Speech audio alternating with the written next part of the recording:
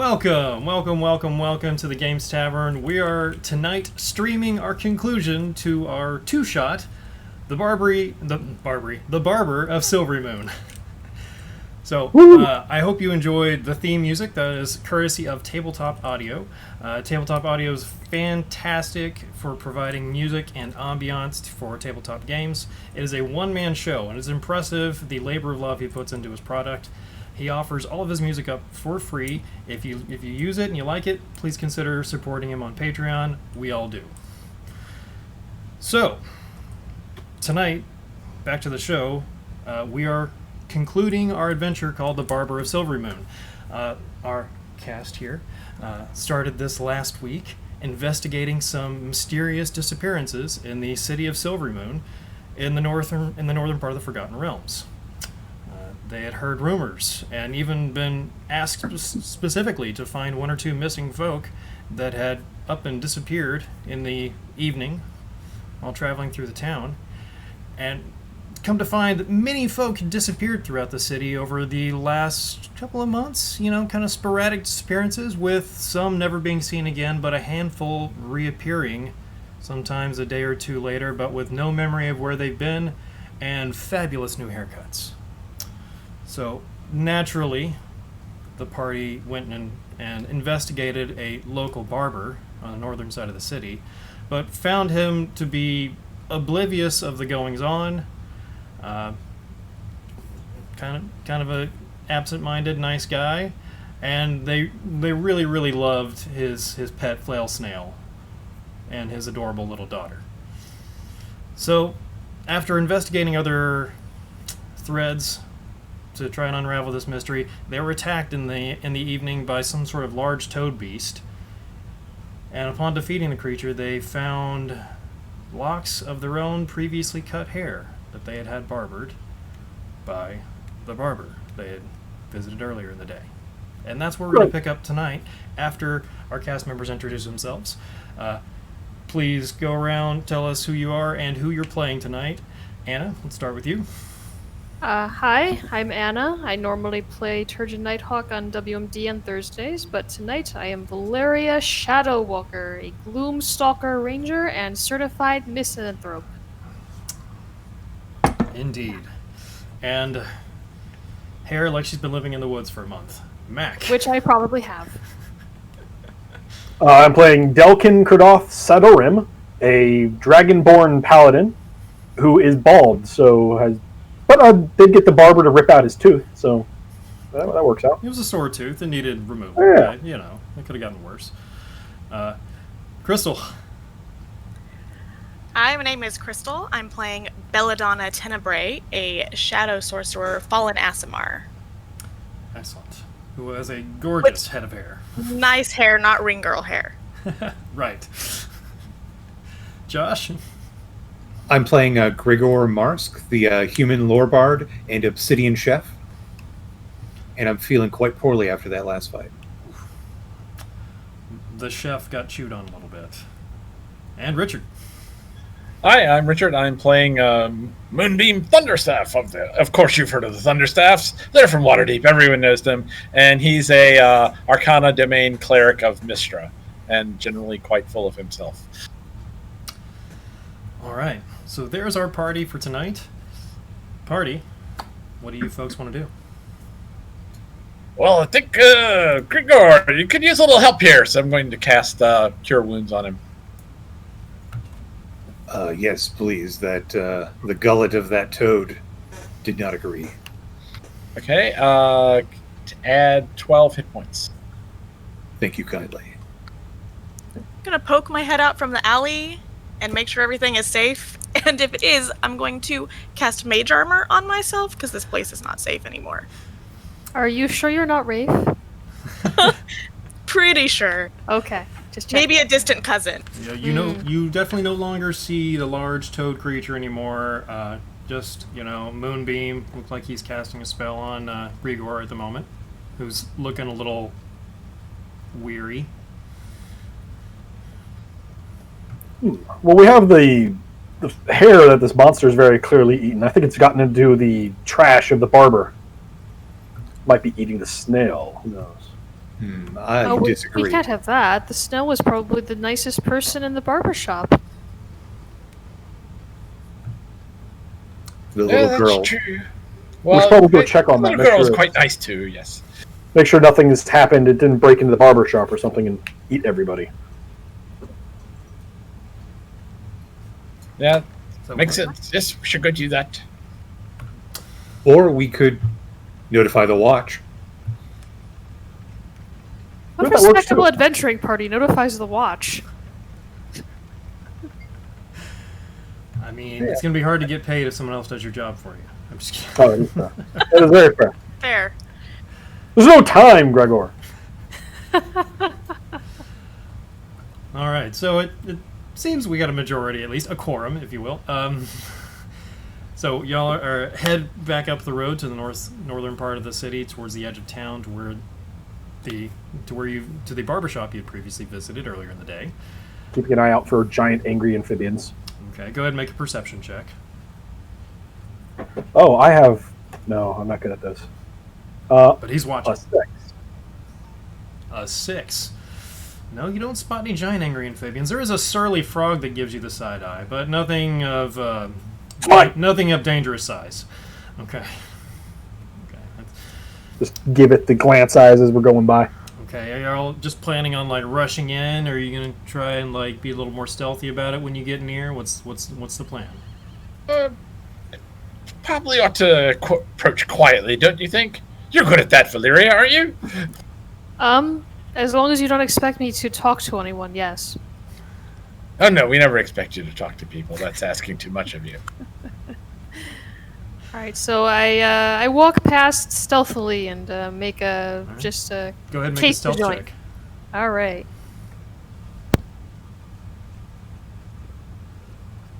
13. 13. Okay. All right.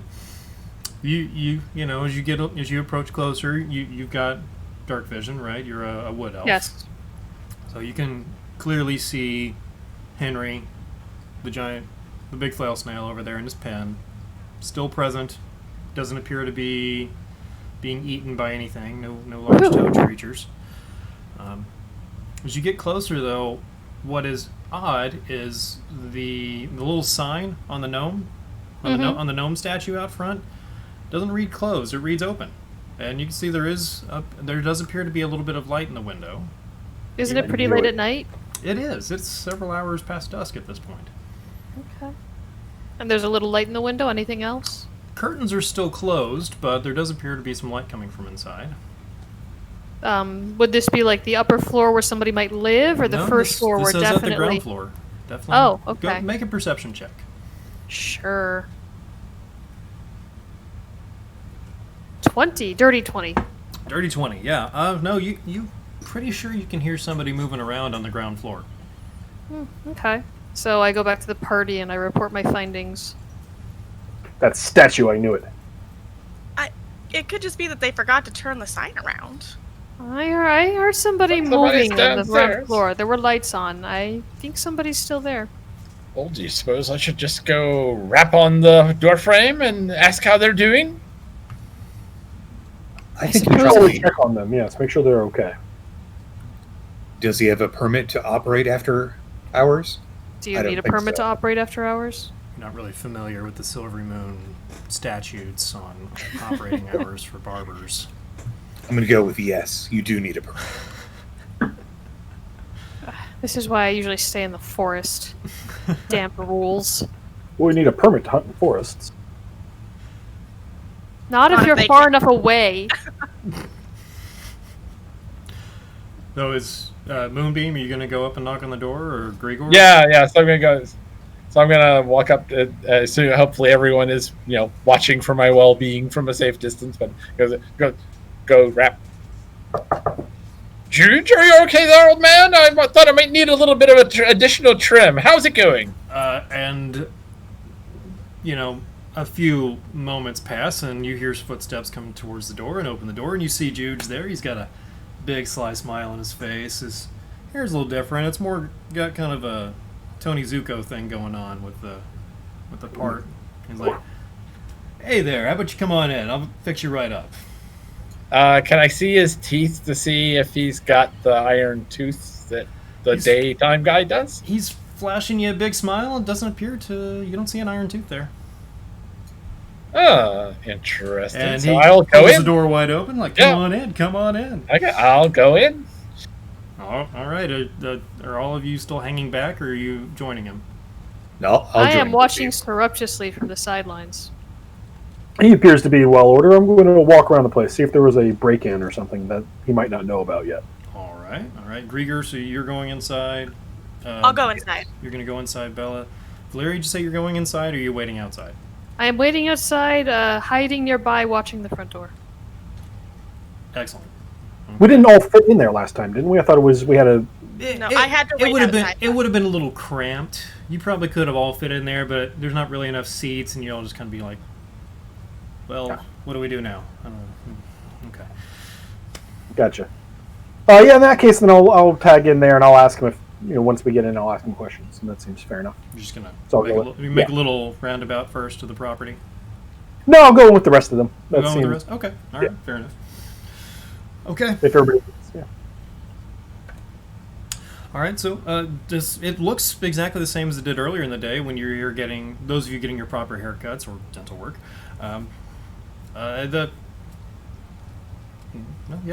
Everything is in the same place as it was before.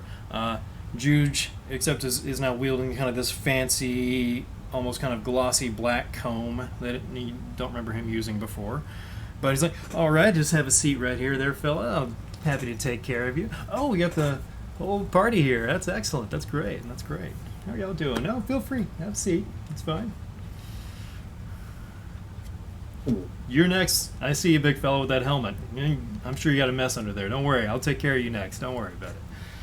I already got a trim earlier today. Oh, excellent. That's great for you. All right. Moonbeam, you sitting down? Yeah, I'll sit in a chair. Okay. All right.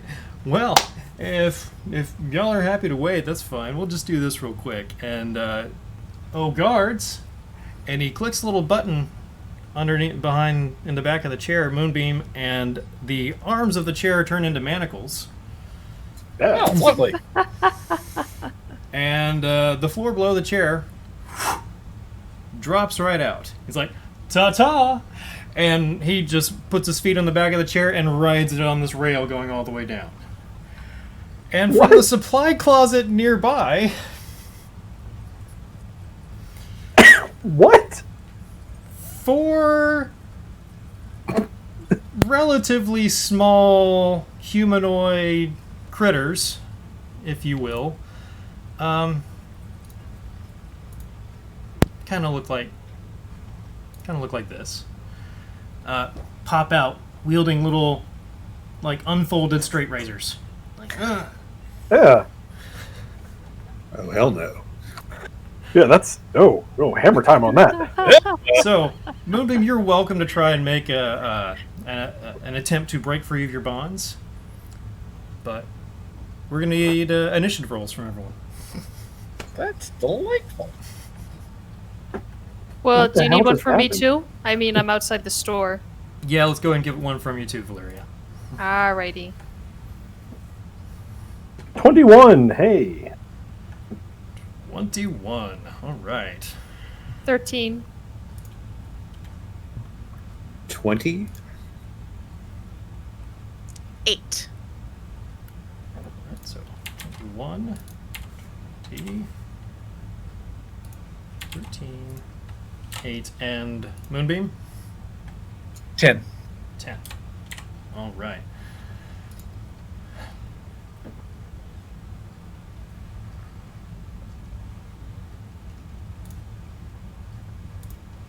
Ah, messed it up. Let's put up the map. Okay. Now, these 4 critters jump out of the door. Let's put you guys in here. The chair, Juge, and Moonbeam have all disappeared. Valeria, you're waiting outside. Delkin, Belladonna, and Grigor are all inside, with 4 surly little critters. I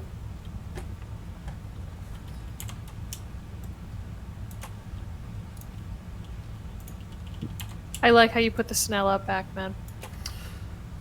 Seemed appropriate. I never know snail's when y'all are gonna. I really have no idea when y'all are ever gonna interact with the snail now. It just could be at any moment. Like, he might end up in the fight for all I know at this rate.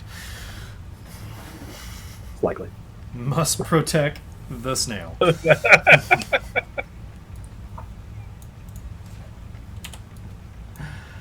Oh man. Okay.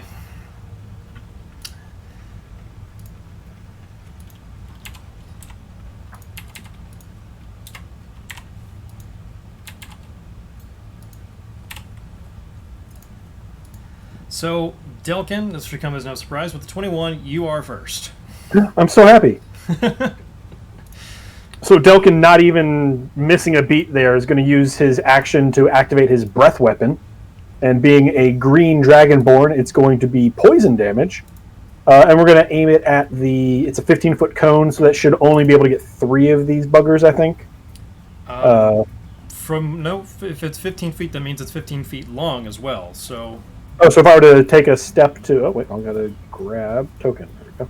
Well, if I were to move to there, then I'd be able to... That's not you. You're the green one, bud. Oh, yeah. Hey, what do you know? That makes more sense. Yeah, so if I would be able to go all 3 of them? Or all 4 of them? Yes. Done. Okay. So that's a dexterity check, I believe, right? Dexterity, yeah. No, a constitution check. Ooh, constitution. All right.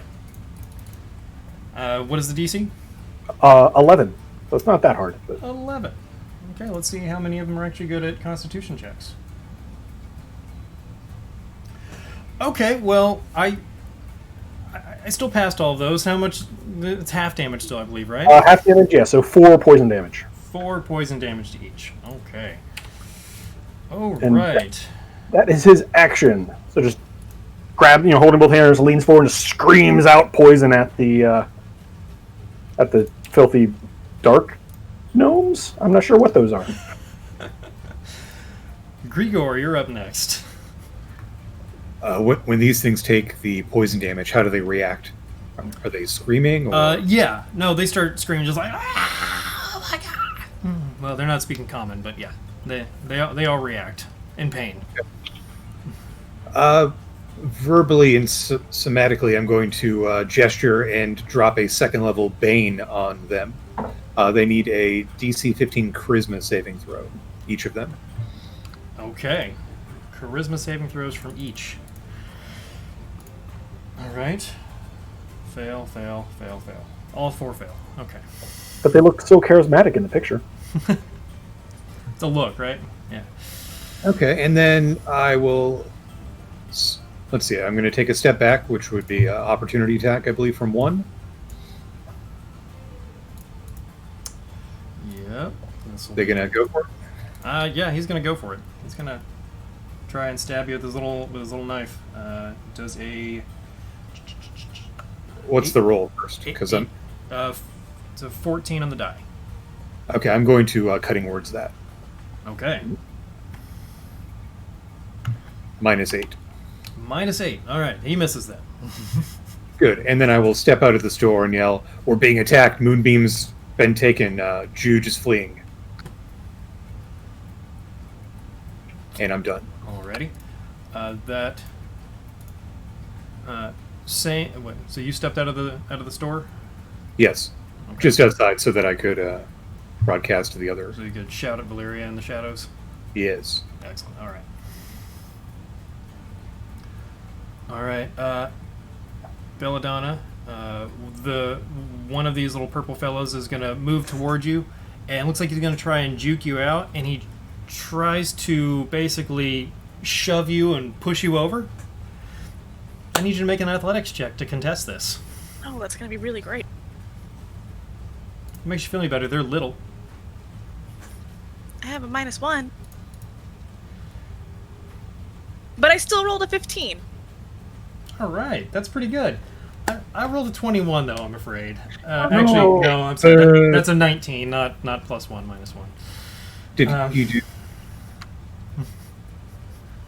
Did one of them like bend down behind her, and the other one pushes her slightly above the knees? It does look like they were working in tandem a little bit.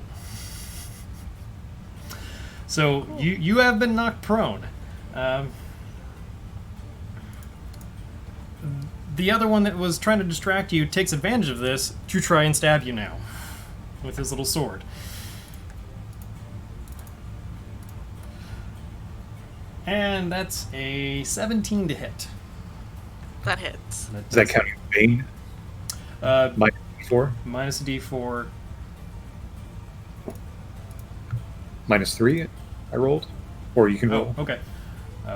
17 minus 3 is 14 hit. No, that doesn't hit. Yay! All right. He misses then. Yay! No damage thanks to Bane. Valeria, it's your turn. You just heard... Well, you heard Grigor shout that they're being attacked. Oh, good. Then I don't have to ask for a perception roll to see if I hear Nope. anything. He Um, jumped outside and shouted at you. Okay. I run into the shop and I attack with hand axes in both hands, and I attack with the hand axe. All And I right. have the Move your two token up there. weapon. Yeah. Sorry. It's all right. Where am I? There we go. Sorry. How do I move the token again? Make sure you hit T to activate the token first. There we go. There Thank you you. go. No problem. And then I have 2 up in fighting, and then I get an extra attack with an additional weapon because of Dread Ambusher feature. All right. So you're just going to go Whirling Dervish in here. I am just going to go Whirling Dervish in here. Okay.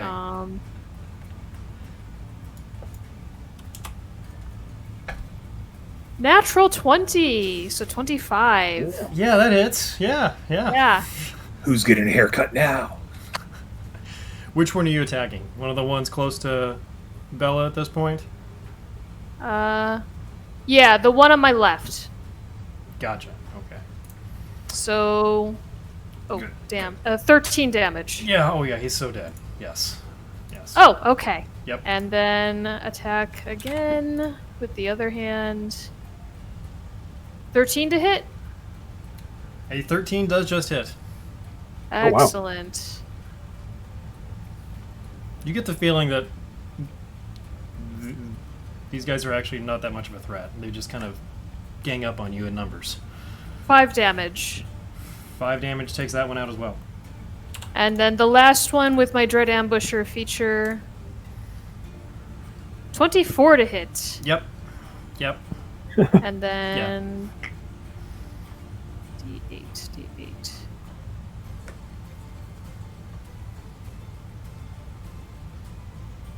5 damage. Yeah, okay, he's done too. Well, there you go, guys. Woohoo! There's only one left. Okay, now it is Moonbeam's turn, so let's go to Moonbeam real quick in the initiative. So, Okay. Moonbeam, you find yourself basically traveling down a staircase. This chair is set into like a rail system, apparently, and you find yourself moving towards this small room that's lit by a single lantern, and Juge behind you is just like cackling whimsically, like ha ha ha ha ha. And as you kind of enter this room on the rail, you see it turns left, but in this room you see like a bunch of little short purple guys. They all kind of quickly kind of give attention. Like one of them does a little fake salute, and they're like elbows him, like shut up, like stop it. And then you quickly take a left turn and are going down a staircase again into a much larger room. Do you want to try and More break blue free? guys. There's a lot to see in this room. Well, one general question. So, having spent the time while people with better initiative were rereading spellcasting rules. So, somatic components, it says, requires hands to be free. Does that include even things like magic missile, where I might be just pointing? I think I'd allow it for magic missile. So, If it's So something I a little will- more elaborate, that would require some grander gestures. yeah. So I'm gonna try to cast. I'm gonna try to cast magic missile on my cackling barber behind me if I can get rid of my gun. give him a thumbs up. Yeah, down? thumbs up. I don't know. Thumbs down. Yeah. Thumbs in your face. So you roll that. Okay. Yeah, you can do that. You're not going to get any repeat business with this kind of treatment. That with a first level slot. Well, magic missile hits.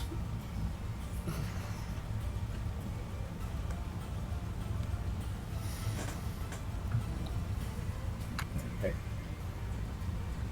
Bunch of D4s and some change. Yeah, so total of 8 points of damage for the 3 points of D4s damage. plus 3. Okay. You're pretty sure you hear the collision, but then a weight kind of like comes off of the back of the chair, and you hear this kind of rush of wind. And as you're coming down the next staircase through this curtain, you see Juge waiting at the bottom, like, that wasn't very nice. Neither are you. I've got something special planned for you now.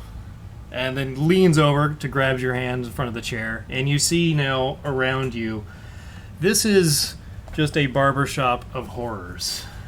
Yay! The nicest part of the room appears to be this wash station over here to your right, which needs lots of towels and shaving accoutrement, a big just like drain that water is pouring out of. You see some more of these purple guys kind of mopping up nearby. But to your left, you see several mannequin heads on a table with various wigs on them. You see a dentistry station, you think? But there's like pools of blood around the chair, an assortment of, you have to assume real, but some of those have got to be fake teeth on the shelves. And what could only be loosely described as drills on the wall. There's also some sort of, you think it's got to be like a furnace. You can almost feel the heat coming off, and you can see the glow, but there's some sort of contraption with a hose attaching it to a chair as well nearby. And the whole room appears to be on rails, where he can just roll you around to any station he likes. And now we'll finish up upstairs. Bella, you've been knocked on the ground, but Valeria rushed in and cut the little purple guys down. There's still one who's starting to look a little unsure. I'm going to stand up. Thank you, Valeria. And then point my wand out at that guy and cast Chill Touch. Okay. That's is that a Constitution save?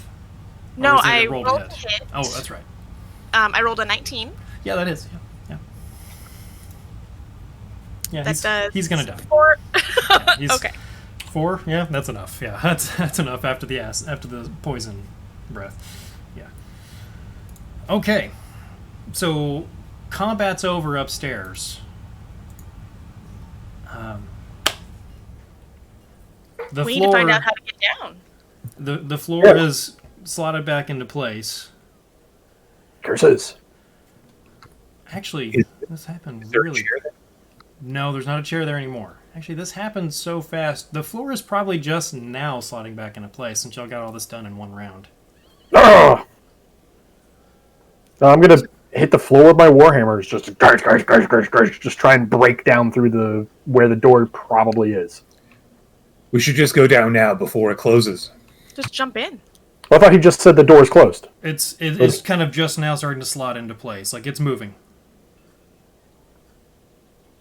All right. Before we go, how about I cast Pass Without Trace on us, and that way we might have a chance of sneaking up on the bad guys. We don't have time. I'm gonna try and It will take grab 2 the door. seconds. Okay. Jump in real quick and make an athletics check. All right, athletics. Hey, +3 on that. Only a 9. You 14. kind of have to pull your fingers out at the last second to prevent them from being pinched in there pretty hard. Ugh, curses. Yeah, back to the smashing plan. Let's try and smash my way through the doors with my twin hammers. Okay. What were you doing, Quentin? Not Quentin, I'm sorry. Grigor. I thought we were all trying to jump through, but never mind. Well, if you're trying to jump in with Delkin at the same time, feel free to make your roll as well. You said 4. Did you make the roll already? I did a 14, but if not, I've got a much better plan. Let me see.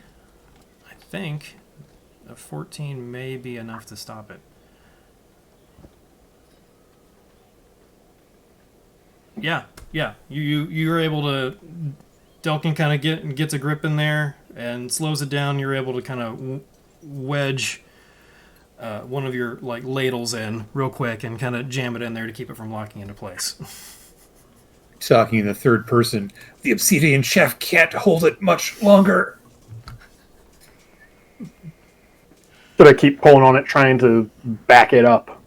Yeah, with a little concerted effort from the group now, you're able to kind of like get it locked into place and keep from retracting back.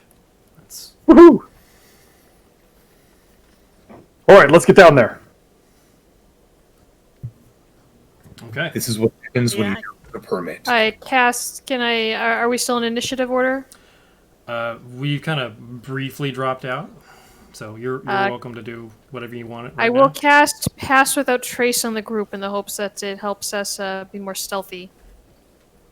Okay. That means we all get plus 10 on stealth checks. Excellent. Plus 10 on stealth checks. All right. So, now you see the staircase descending below. You see there's sort of like a little rail slot in the middle of the staircase running all the way down that the chair was running on. And you can hear some voices coming from the bottom of the staircase. Bella, I think you're the only one that speaks this. You would recognize this as Abyssal. Oh, what is he saying? There's a handful of like murmuring voices, and they're like, "Oh, you got another one? Yeah, yeah. I wonder if this one's gonna make it out." You guys, I think that these creatures are they're speaking Abyssal down there. They're conversing in Abyssal. Oh, They're Fiendish demons. Yeah, I think so. Some sort of demonic presence. well, let's go purge. Spoken like a true paladin. That's Can I have grabbed a pair of scissors from upstairs? easily enough. What's the marching order? Who's going down first? I've made the staircase visible now over here on the screen. I'll probably be in the front as the paladin. That seems. I'll follow him. All right, I'll so take rear guard. I'm guessing top is bottom. We can do that for now. Yeah. Well, no, I'm sorry. Flip that around. Y'all are going to be on the other side of Delkin. Let me just make this a little more. So complicated. I know. I'm sorry. New tools, right? This is why I don't like technology. It's like magic. Except it's real. Delkin, as y'all approach, y'all's stealth, because of Pass Without a Trace, is enough where you almost approach soundlessly, really, just looking at all of your stats from this. And as you get closer, you can see a bunch more of these little purple dudes down here. I'm gonna gesture to stop. They don't seem to notice you just yet, since you're kind of hanging in the shadows of the stairwell. Oh, that's no good. Okay. What type of hair do they have? They all actually appear to be like... They all have like really terrible receding hairlines. Like you see a little bit of hair on the sides, but it's pretty much a bald purple pate up top.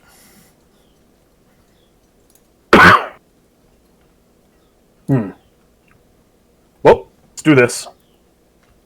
Having not much anything else to do there, he's going to cast a magic weapon on one of his warhammers and just dive in and start punching about. Okay. All right, we're just going to keep the same initiative from last time, since y'all did this so quick. No need to re-roll this whole thing again. Delkin, you can start us off. All right. So I'm assuming I can move in without... Yeah. You can move in, and you immediately hear just shouts of surprise from these little purple dudes, like, ah! And they raise their little weapons. They've got, like, unusually large... They look like straight razors, basically, especially in their hands. These guys only top out around 3 feet tall, so there's just a bunch of little guys around you right now. Ew. Little people. So he's going to get out there and shout, by tears, justice, and just start laying down on them. So the first one is going to be the one with the magic. That'll be a natural 20 to hit. Yeah, that'll do it. Yeah. For 12 points of magic damage, magic smashing damage. Is that the one to the right or the left? Oh, it's going to be the one to the right. He's going to step in and just immediately smash it to the... Die! All right. And then while he's there, he's going to swing at the one immediately to the left. Okay, the first one, you literally do smash him to a pulp. He's gone now. Second one is a 21 to hit. But only 4 points of damage on this one. How much? 4. 4. Okay. Yeah, a less hardy swing. He's still up. He's already looking like you've broken several bones, but he's still conscious. I just bellow at as a big loud dragon, not going for not using any actions. They're just Got it. tears, justice. Great. All right, Grigor, you're next because the next Svartan line has ceased to be. The guy directly in front of Delkin, so about 20 feet ahead. Sure. I'm going to catch his eyes and kind of give him the eyes and look at him in a vicious mockery. You're next. And it's a DC 15 wisdom save. All right. If he fails, 4 psychic. 15 wisdom save. All right. No, he failed, just so. Okay, 4 psychic, and then I'm going to kind of squeeze and move past everyone so they can come up, and I'm at the end of the stack now. Okay, got it.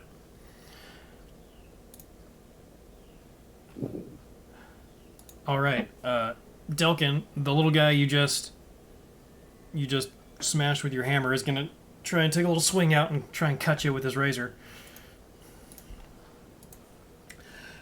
Does a 13 probably doesn't hit. Nope, AC Nope. 20. Yeah, you just ping right off your. Not much else happens there, but then he sort of ducks down a little bit as this one rushes up towards you and tries to jostle you over and push you over. Make an athletics check. Athletics check. 16. 16, that's pretty good. Okay. But I got a 17. Damn it! So, Delkin, you are pushed over. Seemingly, the other little fella that just tried to take a swing at you has gotten in your way as the other one it topples you over effectively. Slipped on the guts of the other one. I just smashed. The next guy, the one that Grigor just insulted, comes forward and in your down state tries to get you, tries to kick you while you're down, basically. Fair. Fair. He would have had disadvantage. No, it's a straight roll. Damn it. But he misses because that was a terrible roll. All right. Valeria, you're up. I cast Zephyr Strike, and then I rush in to attack. Can I get this way past Delkin? I can't see where you're going until you put your token down. Sorry. Is that okay? Yeah, you can do that. That's fine. Delkin's been knocked over All right. anyway, so he's not really in the way. Well, I attack the one on the left, to the left of Valeria's token. Okay. And let's see.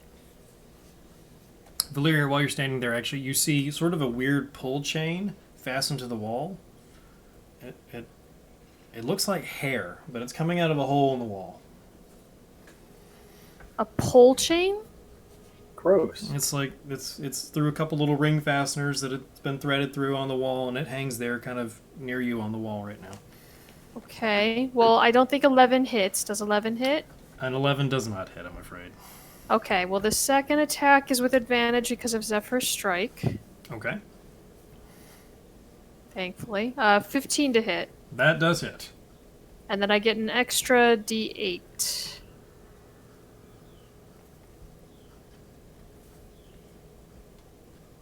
9 damage. Yep. You cleave him. You just plant your hand axe right in his head, and he goes down.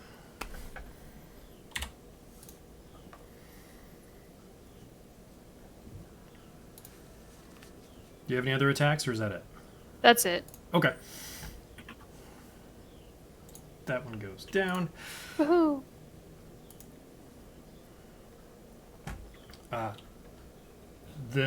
Another one of these little purple fellas jumps forward and takes a slash at you, Valeria, with his little razor, Okay. and that is a nat 20, I'm afraid. Ooh! Ow!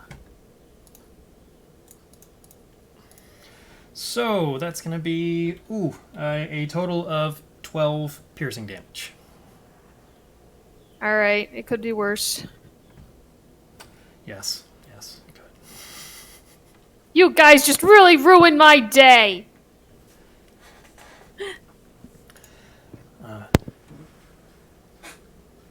We'll get to you real quick, Moonbeam. I'm gonna go ahead and deal with Belladonna in the fight upstairs. Okay, cool. All right. So, Bella, you're still on the staircase.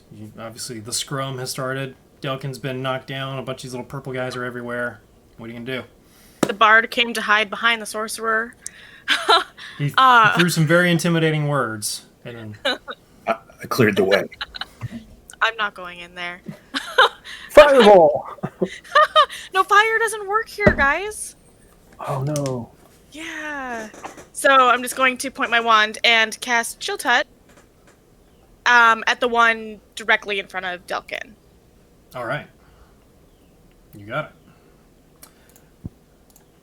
That's a 25 to hit. Yeah, that hits. Yeah, no, yeah, 25's good. 5 points of necrotic damage. 5 points. Okay.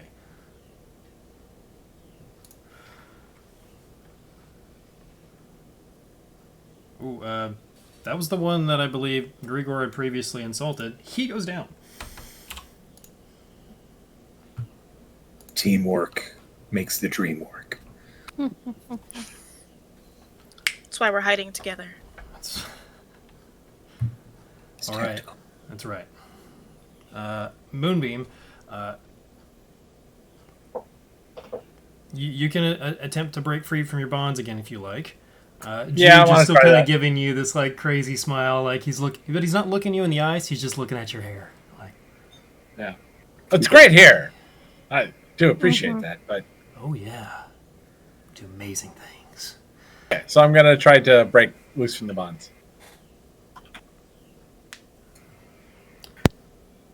Yes, it is another Try that. athletics check. Yeah. Okay.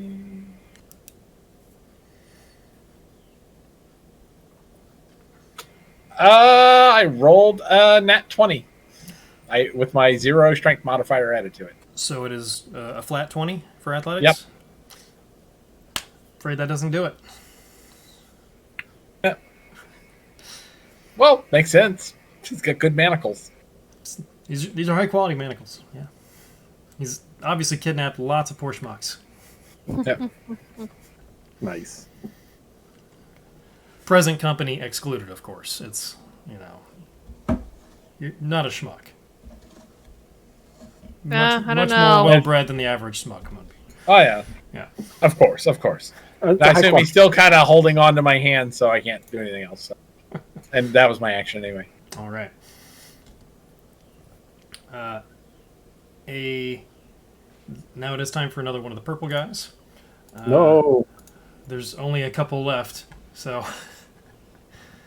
that haven't done anything yet. 5 is more than a couple. Loose definitions. This one here is going to run over to the wall where you are, Valeria, grab the length of hair that's running down the wall, and yank on it as hard as he can. Oh. What does that do? You don't hear anything. Interesting. He does that, drops down off the wall, and flips open his razor like he's going to get ready to cut you next. When you're a jet, you're a jet. But that's what he did for his action. So he's that's all he's got. The last one, Valeria, while you're distracted by the one who just yanked on the hair, is going to come up, sneak up there, and try and pull your feet out from under you as well. Please make an athletics check to avoid getting shoved over. Oh, Valeria's actually good at athletics. 18. 18, that is pretty good. Okay. Normally I play rogues who are terrible at athletics. You avoid it, definitely. You just kind of like kick him out of the... You see him trying to grab your ankle and you just like kick him real quick and loose your foot. So, you were still on your feet. Excellent. All right. Back to the top. Delkin. All right. Gonna stand up. Just try and get back up on his feet to start smashing purple guys again. Absolutely. Yes. Is that gonna provoke an attack of opportunity from? No, standing up does not. Oh, okay, cool. Because you're not moving away from them. Well, there are two that are immediately to his right, so let's get smashing. The one closest to the door, can hit with the offhand attack, just so I don't use my magic weapon on the dying guy. Fair enough. Okay. And that'll be an 11 to hit, so that won't hit. And then, ignoring his hubris, he's just going to go ahead and smash the magic weapon with the other one for a 26 to hit. That does hit. Was that against the same guy or against the injured guy? Same one. Same one. Okay. I mean, the first hit just smashed into the wall. Now Delkin's angry. Right. And then just brings the hammer down and hits him for 6 points of magic damage on the top of the noodle. Okay. This was the uninjured one in front of the curtain? Yes. Yeah. Or the closest to the door we were on. Oh, so the one you had already hit? Yes. The one I missed on the last attack. So the northernmost one immediately to Delkin. Yeah. You crack him on the head, he goes down. There's a crunch from your anger. You have a little barbarian in you, Delkin? A little dragon. Close enough. Okay. Grigor, you're up. I'm going to skitter on forward past Belladonna. Pardon me, coming through. So I can get a line of sight on one of these little purple guys, and the one to Delkin's right on the map. Okay. DC 15 Wisdom save as I taunt him relentlessly with vicious mockery. Okay, that is a fail on the Wisdom save. 5 psychic damage. 5 psychic damage. All right. Thank you. Come again. This is the one in front of the curtain or the one next to Valeria? The one on the right side of the map. Right side of the map. Okay, so the one in front of the curtain. All right. Yeah, he grabs his head in pain, but he is still up. And I will use my last bardic inspiration to pass that on to Delkin. All right. You got it for 10 minutes, buddy. Thumbs up while holding the hammers. Yeah! You can do it. I can do it!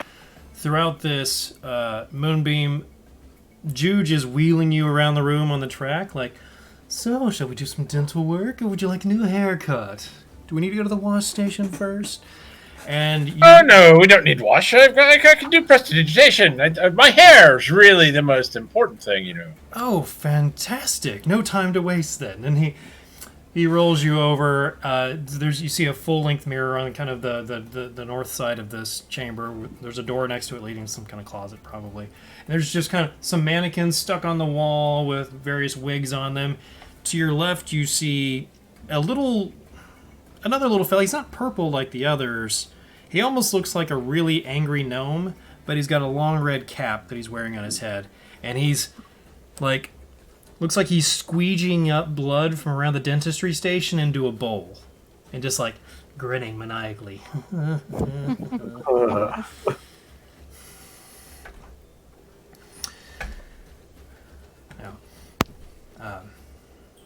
So he takes a little comb and starts to run it through your hair, Moonbeam. Tingly. Tingly? A little bit, yeah. It's like, ooh. Like that, like that tea tree shampoo makes your scalp tingle a little bit. Yeah, kind of like that. All right. Another one of the little purple guys. The one that Grigor just insulted his heritage, steps forward to you, Delkin, holding his head, just kind of like, he starts to look around. He goes, shit, and runs through the curtain and away from the party. Disengages, runs away.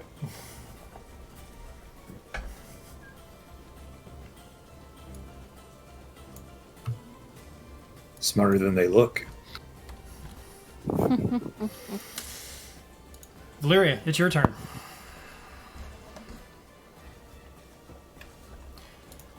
You still have a couple nearby. What you gonna do with them? Whose turn is it? Valyria, it's your turn. Oh, sorry. I wasn't sure you'd actually said my name. I will attack again with my hand axes, so I will go for the one to the left of Valeria's token. Mm-hmm. The one that had previously pulled the hair chain? Yes. I yell, nobody cuts my hair without my permission, and then I get an 11, so I don't hit him. No, I'm afraid not. No. So I'll try again with hand axe number 2. And I get an 8, so I don't hit him with that one either. I know I'd have to When get does some crappy your rolls down here sometime. Horde breaker thing come into play? Core breaker? Horde? Don't you have like? How'd you get that extra attack earlier? I'm sorry. Oh, Zephyr Strike. But that's a one-time Oh, thing. no, I meant on the upstairs. Didn't you do like 3 attacks? Like I whooping did, through? but that was Dread Ambusher, so it only works on the first turn. Oh, okay. I gotcha. Yeah. Okay. Yeah, So Horde you- Breaker is the hunter archetype. Gotcha. That's where I'm confusing it. All right. Damn Rangers. Indeed. Okay. Another one of the little purple guys is gonna try and push you over again, Valyria. Okay. This is a different one this time. They're trying to like tangle up your feet here. Little jerks. Yeah. Another athletics check. Opposed. Uh-oh. 7. Well, I also got a 7. So Does that mean I win or lose? I that means honestly you win. don't know. You Oh, okay. ties go to the defender. You know, that sort of thing. Gotcha. Yeah. So he fails to push you over. And then tries to take off. So he used his action to try and push you over. He is not disengaged. You're welcome to take an attack of opportunity against him if you like. Excellent. Do I get to attack twice because I have the 2 attack thing, or does as a reaction only just 1 attack? Just 1 attack. Aww. Oh, was this the one immediately to her south? Yes. Can I also 14. make an attack opportunity? 14 hits. If he's still alive, you can try. Excellent. And then 3 damage. You graze him, but he is still up. So, Delkin, it's your turn. Yeah, essentially, yes. Delkin, he gets past you like he's trying to go through the curtain. You're welcome to take an attack of opportunity as well. Yeah, he's going to bring down the magical warhammer right now. Just big overhand swing and get him with an 18. Yeah, that does it. Yeah.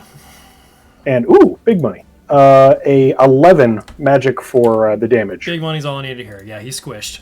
You stop him cold in his tracks right there. Just crush him into the floor. Oh!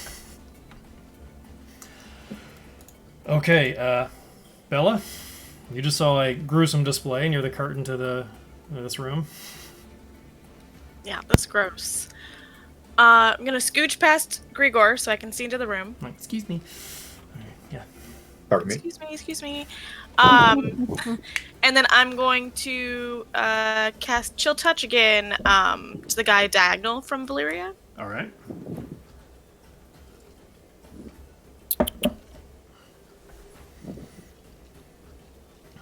A wild That's, cat four- appears. A 14 to hit 14 hits. Good job. for 13 damage. Wow. He's dead. Yes. You just see his body shrivel up as his skin turns a really dark shade of purple and he falls over. That's necrotic damage, right? From Chill Touch? It's necrotic, yeah. Right, that's Lich Slap, not Chill Touch. Okay. That's So terribly named. Lich Slap's a way better name. Yeah. Remember that, That's what I'm wizards. going to call it from now on. All right. Lich slap. baby, just slap. Okay. Moonbeam, you're still manacled down. Juge is no longer actively holding your hands in place. He's busy kind of like running the comb through your hair, trying to get a nice... He hasn't started cutting anything yet. He's just busy combing it right now. And so, again, within the constraints of being manacled, what somatic actions am I allowed to do for spells? I'm going to say nothing outside of first level spell. Ah, dang it. I was afraid of that. But I can use a higher level slot with the first level spell, right? Yes. Okay. A good option, so I'm going to... You should see a wizard cast like a 9th level spell. The hand gestures are ridiculous. There's like choreography involved. It's the somatic component. Yeah. Called the... It just gets more and more grand the higher Have level to you do go. Yeah. dancing and a few other things, yeah. Yes. So now, so I'm going to try Magic Missile with a 3rd level slot, so that'll give me 2 more missiles. Okay. Are these all directed at Juge? Oh yeah. And Okay. This is really going to piss him off, and he's going to start doing horrible things. That's Yeah. entirely likely, yes.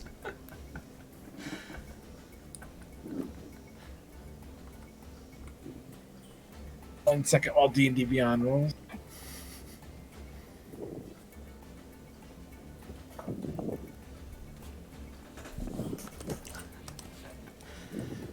Thoughts and prayers. Thanks. Thoughts and prayers, y'all. Okay, 17 points of magic missile goodness at Juge, which is Okay. probably a bad career move. Yes. He takes the hit. He looks noticeably winded by this, and he's like, well, doesn't seem like you're in the mood for a haircut. And he is going to roll you over to the dentistry station. I was afraid of that. Uh-oh. And he grabs a mask nearby and puts it over your face. I need you to make a save. So, Okay. yeah, this is going to be... Where are we at? I need you to make a...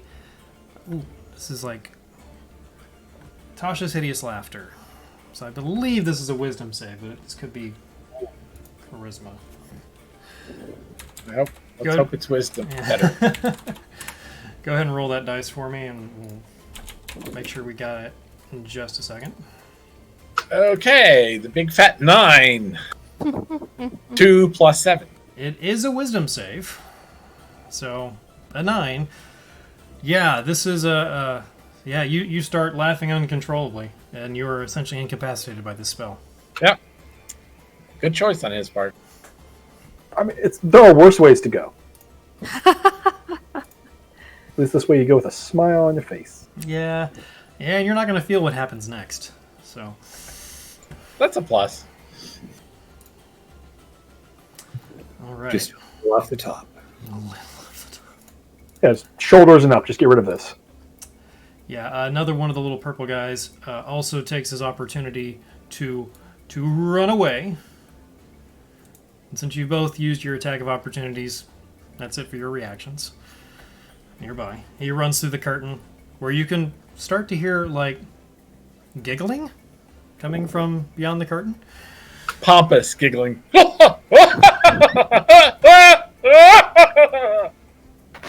would laugh pompously. Yes, it seems like it. Yeah. All right. And back to the top of the initiative order, Delkin. So the last purple Oompa Loompa just ran out the curtain. There's one more left, I believe. Okay. Sorry, my cat just pulled out all my stuff. 2 of them have effectively gotten away. 6 are dead. This one left, yeah. If I All were right. you, I'd let Valeria deal with him and go after the... Yeah, that seems like the right thing to do. You've clearly got that one backed into a corner. Just gonna throw open the curtain and start running through blindly whatever we're walking into here. All right. Excellent. Let's... what happened to my... Okay. Is Pass Without a Trace still up? No reason it shouldn't be. Let me It should give still me be a up. second. Yeah, I believe so. Is Zephyr Strike a concentration? Yeah, it works up to an hour. Is it a concentration spell or is it? It just is a concentration spell. Do you want me to make a roll to see if it's still up? Well, is Zephyr Strike concentration or not? That's a good question, Crystal. Yeah, because you can't maintain 2 concentration spells at once. Oh, it is. I didn't realize that. So yeah, I guess Pass Without a Trace is down, guys. Sorry. Okay. I think they know we're here. Delkin wasn't trying to be Yeah. stealthy anyways. Yeah, he's just throwing the curtain open. Yeah. All right, Delkin, go ahead and move yourself over there, and I'll. Ooh. Ah, I fell off the map. It's all right. I'm gonna clear this for you.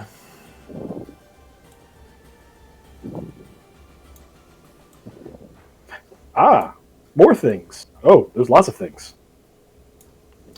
There are lots of things. Okay. Yeah, you throw open the curtain. There's a very short little hallway before it opens up into a big room, and to your left, you immediately see the dentist stop of horrors. And Moonbeam is just kind of giggling there uncontrollably with Juge working over him. He doesn't even seem to notice you right now. He's very intent on his work. He's doing some Excellent. terrible things with teeth in there right now. It's not good. And you see several more of the little purple guys in here that immediately drop their mops and flip open little straight razors. And one angry little gnomish-looking guy with a red cap on. Just look at you. Red caps. Pulls out this big long, you don't know where this came from, but just this giant sickle appears in his hands right now. Just not a two-handed thing, just like a big curved blade. Like he pulled it out of a pocket, but there's no way that would have fit in a pocket. And he's just glaring at you. Well, die, Juge. I'm just gonna hop off. I'm guessing rails or whatever. Finish the movement next to Juge. And Yeah, you can hop off. The staircase kind of descends down until it hits the floor at the end there, but there's no railing in the way. It just looks like there's a stone staircase going through the middle of the room. You can easily hop down. Okay. And while jumping down, going to push out a brief prayer to Tyr and cast Searing Smite. Okay. And then get ready to smash face on Juge. All right. Excellent. Go ahead and roll your attack. Okay. That is a 23 to hit. A 23 to hit. Yes, no, that hits. Yes. Yeah. All right, and then that's going to give a additional D6. Second. So many things I have to do in here. That. Into the mix. So 11 points of magic damage, and then it also takes 5 points of searing of fire damage, because the Searing Smite does that. And it is Juge is now igniting in flames. And at the start of each of its turns, it needs to make a Constitution saving throw, and if it fails, it takes another D6 fire damage. All right. Tell me again the total amount of damage you just did. 11 magic and 5 fire. Okay. Whew. Moonbeam, how much did you do in that first magic missile? Was it 8? Does that sound right? It was 8. Yeah, something like I thought so. Okay. That sounds right. You bring your hammer down, you strike him, he bursts into flames, and he just goes, and he disappears immediately, and you just kind of hear a rush of wind. But Mops is daddy. You're not in the room.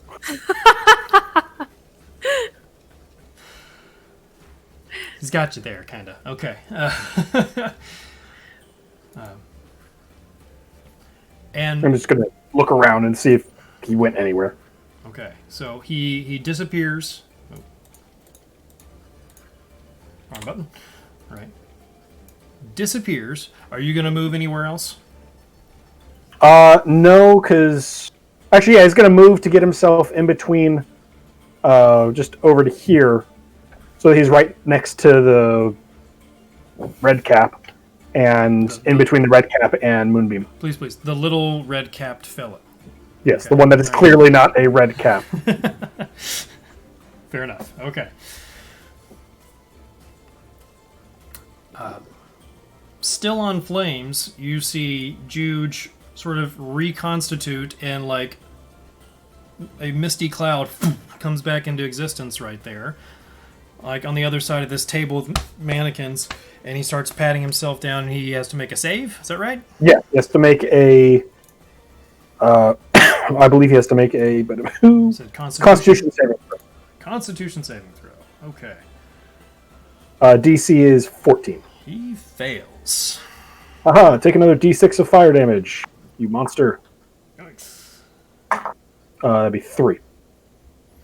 All right. 3 fire damage. So he's still burning. And, well,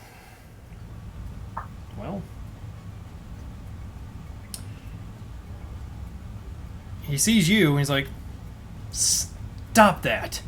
And I need you to make a wisdom saving throw, Delkin. Oh, actually, a +5 on that. That's not bad. And it landed underneath the slot. Ugh. 11! You do have the Bardic Inspiration if you need to add a D8. Oh, yeah, let's do that. That seems worthwhile. Good looking out. It's not often anyone has a bard going in this channel, right? No. The Obsidian Chef Party. Yeah. There we go. Total of 19. Rolled a natural 8 on the D8. Thanks, Much Bard! better. That's really good for you. You felt like your muscles start to lock up for a second, but you push out of it. I'm just inspired by his tasty food. You just remember the smell of Grigor's last meal that he cooked for you, and you're just like, that's enough to give you strength, right? Yeah. There we go. Okay, speaking of, Grigor. I'm going to rush through the room, and I kind of pointed Valyria. Oh, looks like you got this guy. And I'm following behind Delkin, moving my full 30. And when I see the carnage, I say, I haven't seen this much blood shed since the Screaming Griffin opened 5 years ago. And I'm going to cast Bane at 3rd level, my last 3rd level spell slot, and think I can hit everyone except the farthest purple guy. 5 total. So the red guy, 3 the purple, and Juge. Okay. It just happens, right? No, they will need a DC 15 wisdom. Oh, charisma. Charisma. DC 15 charisma. Ooh, their charisma is not good. Okay. Good choice. They all 3 of the purple guys. The Bane takes hold. Okay. For Juge, he shrugs that off. The Bane doesn't take hold of Juge, and the red capped fella is baned as well. Excellent. Let's dance. All right, staying put. Yes. All right, Valyria, it's back to you. Well, I attack that last guy with my hand axes, or is it? Yeah, hand axes, and 14 to hit. That hits. 6 damage. All right. Yeah, I think that's gonna take him out. Excellent. And then I run. Oops. T. Into the room. I get out of the way of the door so that Belladonna can get through. Alrighty. And then Hop down off the staircase. The floor is a little slick here. You see this is apparently the wash station. Okay. And I attack that guy who's kitty corner to me. All right. 19 to hit. Yeah, that'll do it. Yeah. Only 3 points damage. You give him a glancing blow with your axe. Good enough.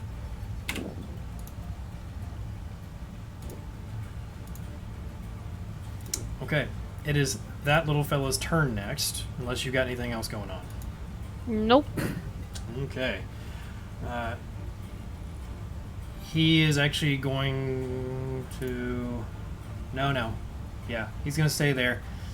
He's got his blade out. He's going to try and slash at you as he kind of like clutches his bleeding shoulder.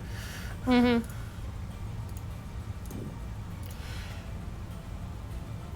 Okay, I think that's going to hit. That's a dirty 20. That hits. And This that's is going not- to do a grand total of 4 points of piercing damage. Ow. Owies. Okay. God, is that the best you can do? Moonbeam, it is your turn.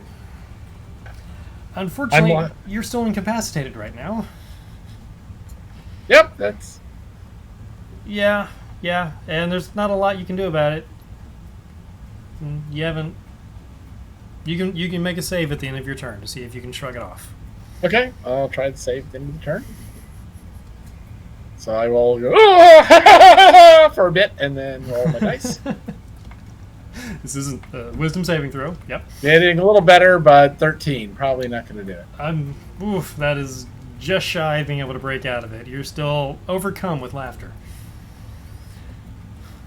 As per the effects Having of... my teeth ripped out is the funniest thing I've ever encountered.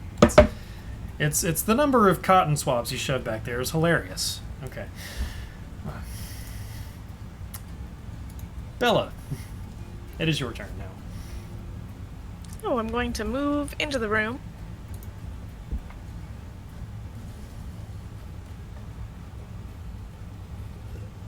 And, From the top of the staircase, you can really see what all the goings on of this room right now. I'm going to cast Chaos Bolt at Juge. Okay. Roll to attack, yeah. I'm going to cast that at 2nd level.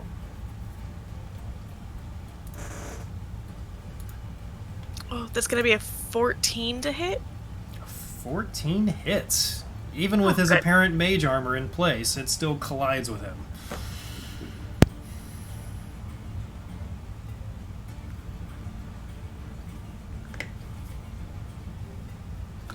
So, what chaosy magic is being dealt to Mr.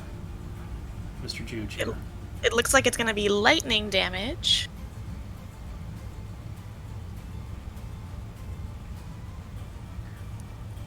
For 15 points of lightning damage. 15 points of lightning damage.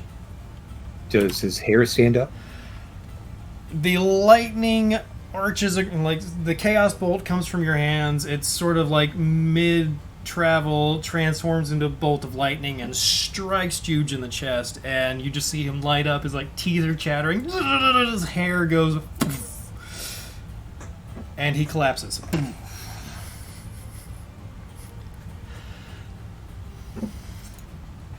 Yeah!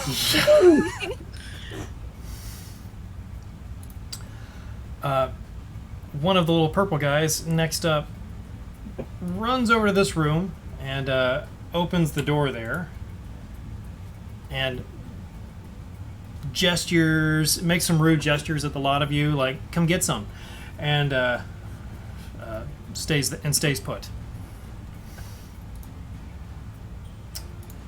Now, Delkin, the little red guy, you've already gotten right in his face. Not what he's used to, I guess, but he's not too bothered by this. He takes his big old sickle in two hands and just whacks away at like your midsection, basically, because that's as high as he can reach. I'm using that. So, does a 25 hit? Would you accept no? I would accept it in higher level scenarios. Yeah, Okay. that's fair. That's fair. 20. Yeah. Okay. So that is going to deal 8 points of slashing damage. Ow! And he slashes away twice more. Of course he does. Ah! My armor does nothing. That is a 16 and a 15. Do either of those hit? No. Oh, all right. Well, you took the first attack, and you think you got a beat on him now, and you're able to deflect his remaining blows directed at you. Ouch. Indeed. Now,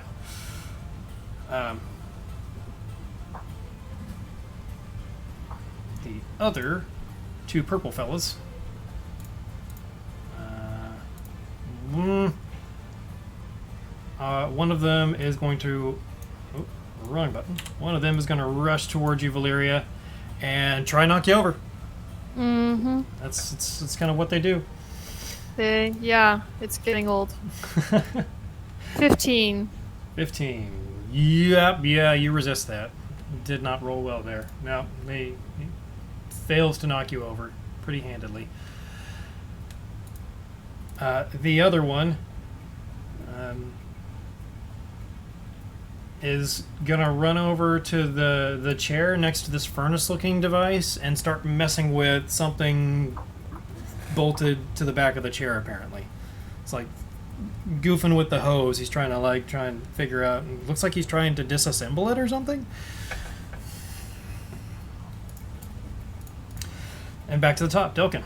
I do want to point out, Delkin, that there are a couple drills on the wall, hanging on the wall next to you. One of them looks closer to something like a crank-operated jackhammer, though.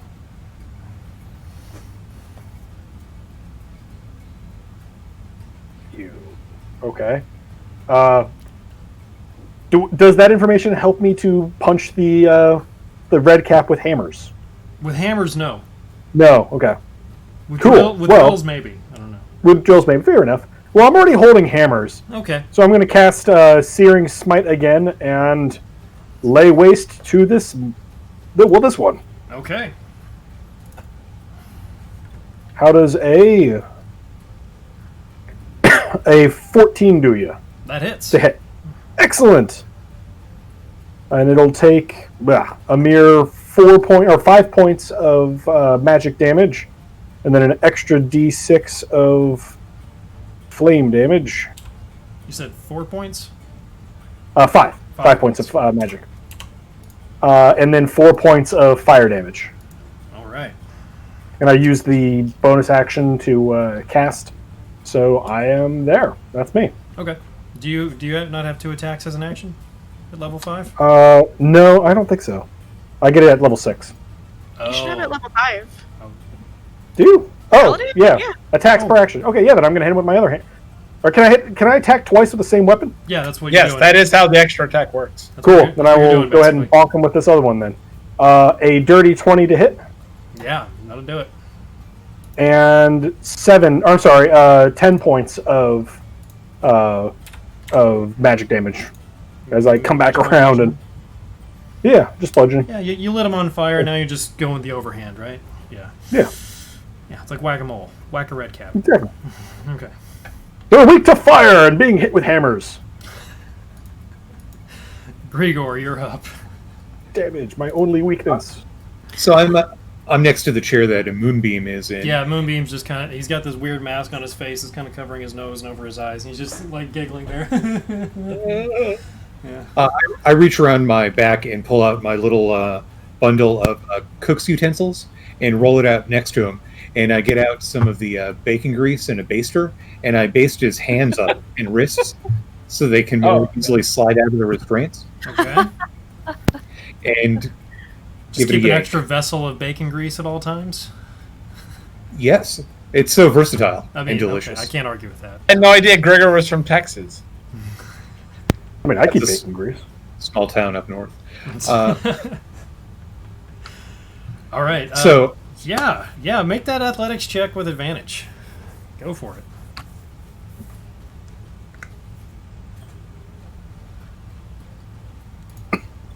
D&D Beyond 12. That is not very good. Not good. Dang, that's Bacon grease isn't enough. That's Well, it's gonna smell Bacon delicious. grease solves everything. It's like magic. Grigor, what's your passive perception? 15. 15. You do notice the button on the back of the chair that Juge had previously pressed to lock him in place. It's going to make it tighter. No! If I have any actions left, I will press that button. I'll give that one to you, yeah. Or move into it in body slam. Or move into what? Say it again. I will press the button. Okay. Yeah. The manacles retract back into the armrest of the chair, but he is still kind of just sitting there giggling with his mask over his face. Yeah. Well, I'm still going to play it up like it wasn't the button, but it was the brilliant use of bacon grease. Sure, yeah. Ta-da! You give a good yank and just click. Ha ha ha! I got him. Yes. Got it. Done. All right. Valeria, back to you. I attack the guy that I hit earlier, the one who's kitty corner from me. Mm-hmm. 22 to hit. Yes, easily. 4 points damage. He's dead. Excellent. Woo. And then I attack the guy next to me on my right. 21 to hit. Yeah, that also hits. 3 points damage.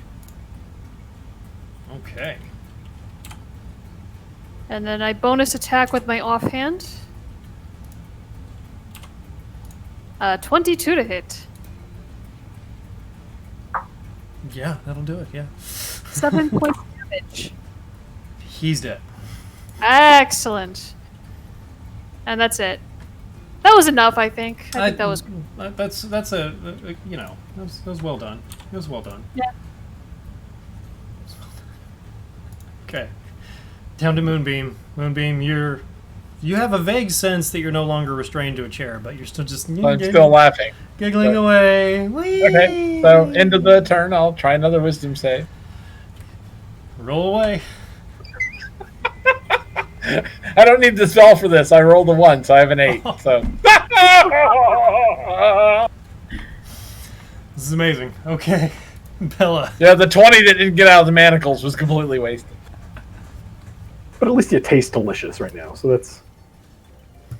Finger licking. Smell amazing. Or wrist licking. I'm gonna move into the corner of the room. And then I'm going to cast Chill Touch on the guy that's messing with the thing by the furnace. Okay, yeah, do it.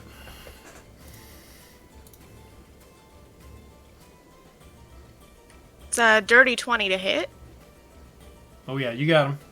You got his number. for 15 points of damage. You stop him in his tracks. He's fidgeting around. Looks like he's got a hose loose, and then just that spectral hand comes at him and just takes the life out of him. And he drops. Goodness, you are rolling well with your There was chill a 7 touch. and an 8 on that one. That was really good. Dang, that is impressive. D&D Beyond loves me tonight. She's getting all my good rolls. I She's call shenanigans. Taking them all right from you. There's a balance here. Okay, yeah. Okay, the one little purple guy that just opened that door and turned around and gave you all rude gestures, sees what's happened, rethinks all of his life choices, then moves over to this door, opens it, runs through it, slams it shut again, and pitter-patters off.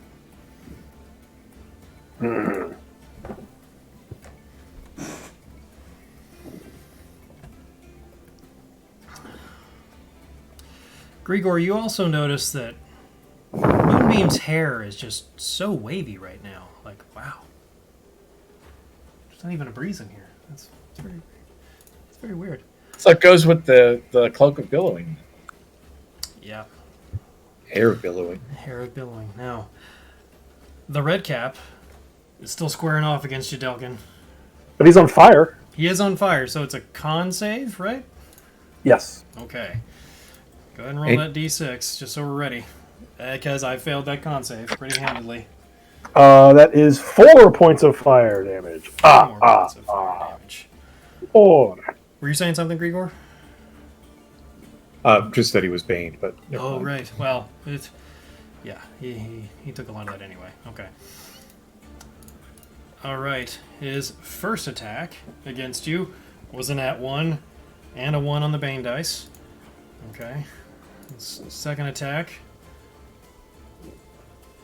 totals out to about 6 with Bane. And his third attack. Then ends up at a 13 with Bane. So he's you can see the spell has slowed his movements down a lot. You're able to deflect a lot of his attacks off of your armor, and this is the saddest thing you've ever seen. This is pathetic. So it is your turn, with all the other little purple guys gone. Well, I think going ahead and just hitting him with the hammer a bunch of times seems like a appropriate thing to do. That's fair. I understand that. I'm not going to cast Smite this time because he's already on fire. So the first one is going to be a 19 to hit, Oh right, yeah, that does hit. Yeah. giving a healthy 5 points of magic damage. Smacked him good. Then He the just backhand. spits blood on the ground. Backhand only comes out with 11 though. 11's gonna miss, I'm afraid. All right, and then the offhand attack. Only a 10. Yeah. Okay. Grigor, it's to you.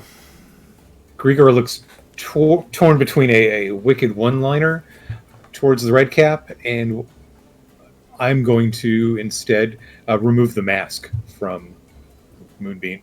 You can do that as basically part of a movement. It comes right off. He's just not able to do it himself.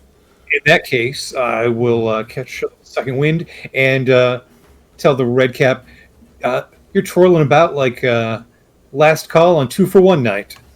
And vicious mockery him. All right. DC 15 wisdom save. Okay. DC 15 wisdom comes out to a 9. He failed. Ward psychic. 4?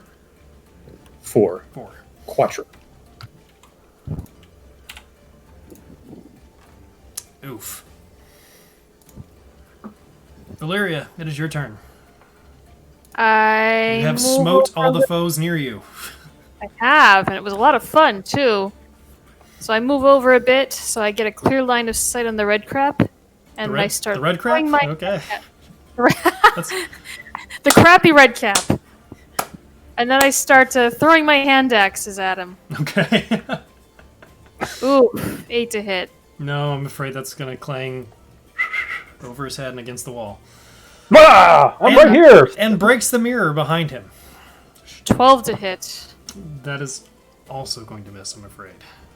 And then I pull out an extra hand axe, and These I've axes still got coming from? about 15 feet of movement left anyway, so I get in there and I do a melee attack with my bonus action. All right.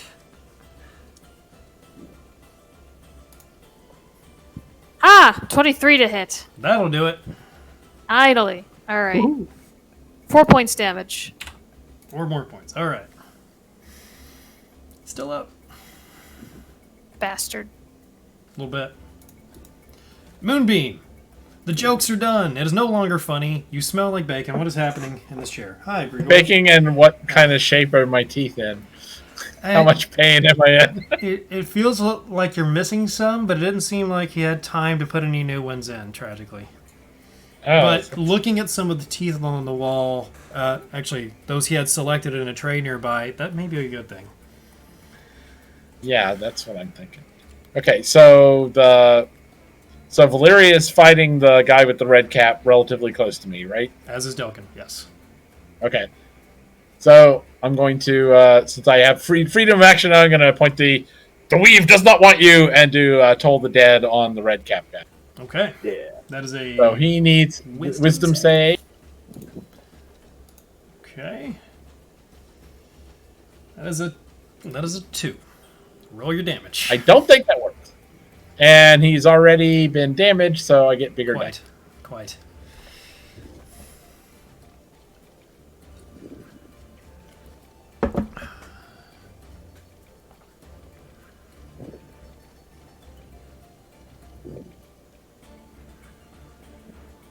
10 points of necrotic. 10 points of necrotic damage. Finishes off the red cap, and They're all doing it. you see him like his hands, the skin on his hands darkens, and he drops the sickle, looks at you, spits out one of his teeth, and falls over. And we're out of initiative at this point. I Only move over missing to a few teeth. Moonbeam and I scoop his teeth up and I say, ah, and maybe I can make it feel better. You're not entirely sure all of those teeth on the ground are moonbeams, just for the record. Yeah, I'm not sure we want to be messing with my teeth with people anymore at the moment. I'll get somebody to look at it later. Look, you can trust me. I dated an acolyte once, and I've read up on this. Absolutely trust him. Moonbeam, I'm pretty sure you've got the highest passive perception in the group here with the 17, Yeah. right? You're kind of looking around now that you've got all your faculties and you're no longer being wheeled around in a chair against your will.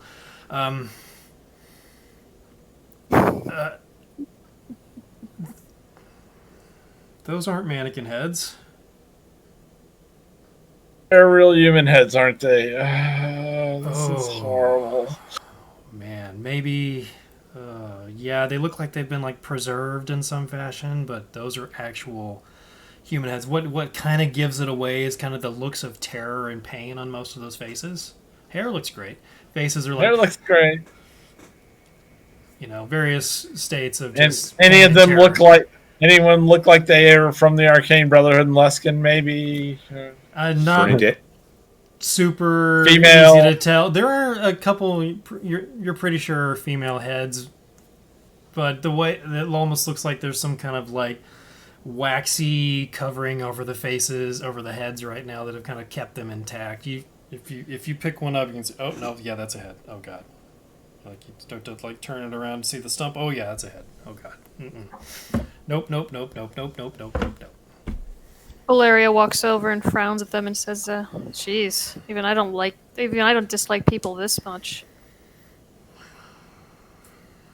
I'm gonna head over there and take a look at Juge and see if he has like a note that's like, this is my evil plan, or anything like that. Pick him up and start shaking him by the ankles. In case it's not apparent from the map, you also do see a door to the north next to the broken mirror that Valeria smashed with her axe.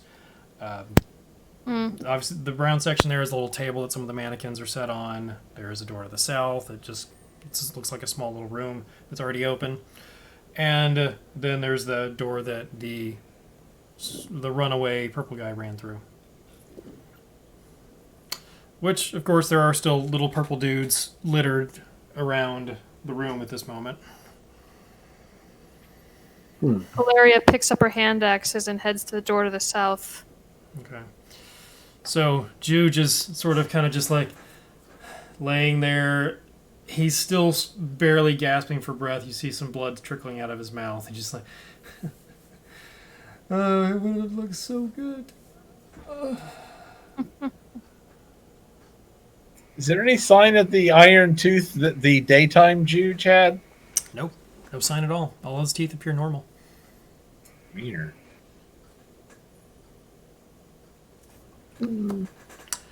He's still clutching this like glossy black comb. I'm going to bind his hands and feet. Oh, he's expired. Oh, inspired. That was kind of heard his last words, and that was it. Gotcha, yeah, because I rolled I was doing a high-low on whether or not to just step on his head. And That's fair. I was about to stomp him. I'm going to pretend that I'm like checking for vitals, but actually be taking the comb and kind of rolling him.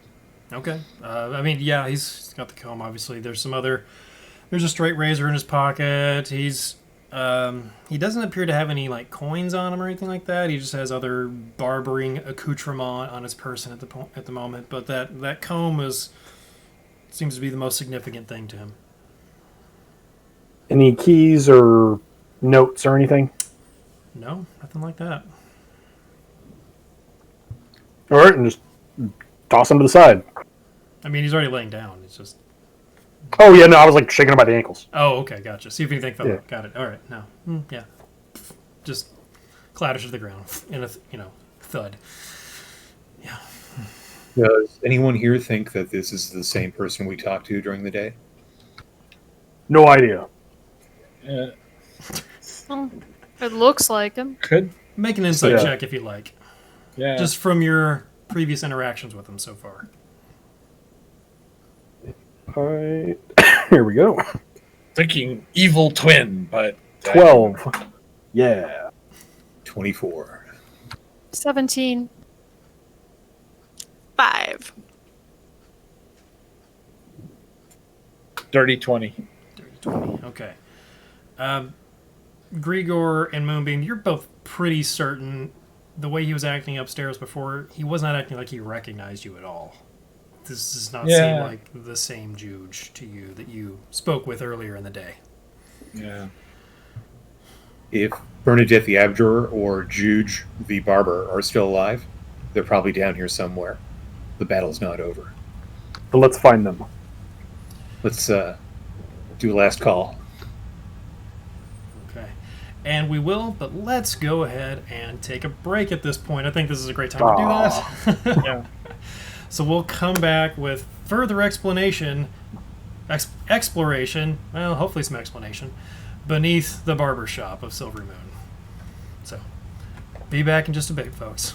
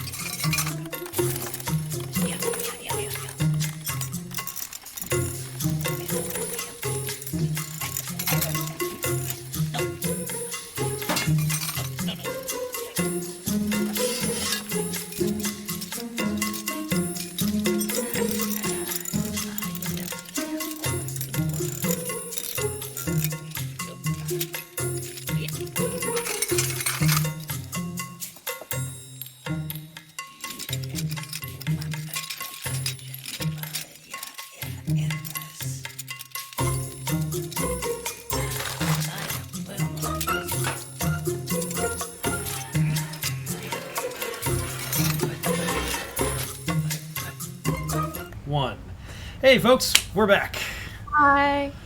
So, the party has just defeated Evil Juge and some strange creatures that they don't recognize in the cellar or basement of Juge's barbershop.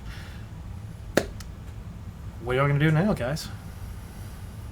Well, if I was willing to use the diamonds I borrowed from my mother, I could bring Juge back and we could question him. But it's an awful lot to invest in that, and he's a bad person. Do you Yeah, remember I don't see that being worthwhile. That's He does have a kid. a couple minutes He ago? also has heads. Cut off heads. Yeah, he's a pretty bad guy. I don't see the world being a better place with him here. Grigor, what were We you going to don't say? again. When we stepped into the shop upstairs right before you got clamped down, Moonbeam, and brought down here, he didn't recognize us. There was Yeah, I no didn't think he recognized me from coming in the shop before. Is And he possessed, or is it a different person?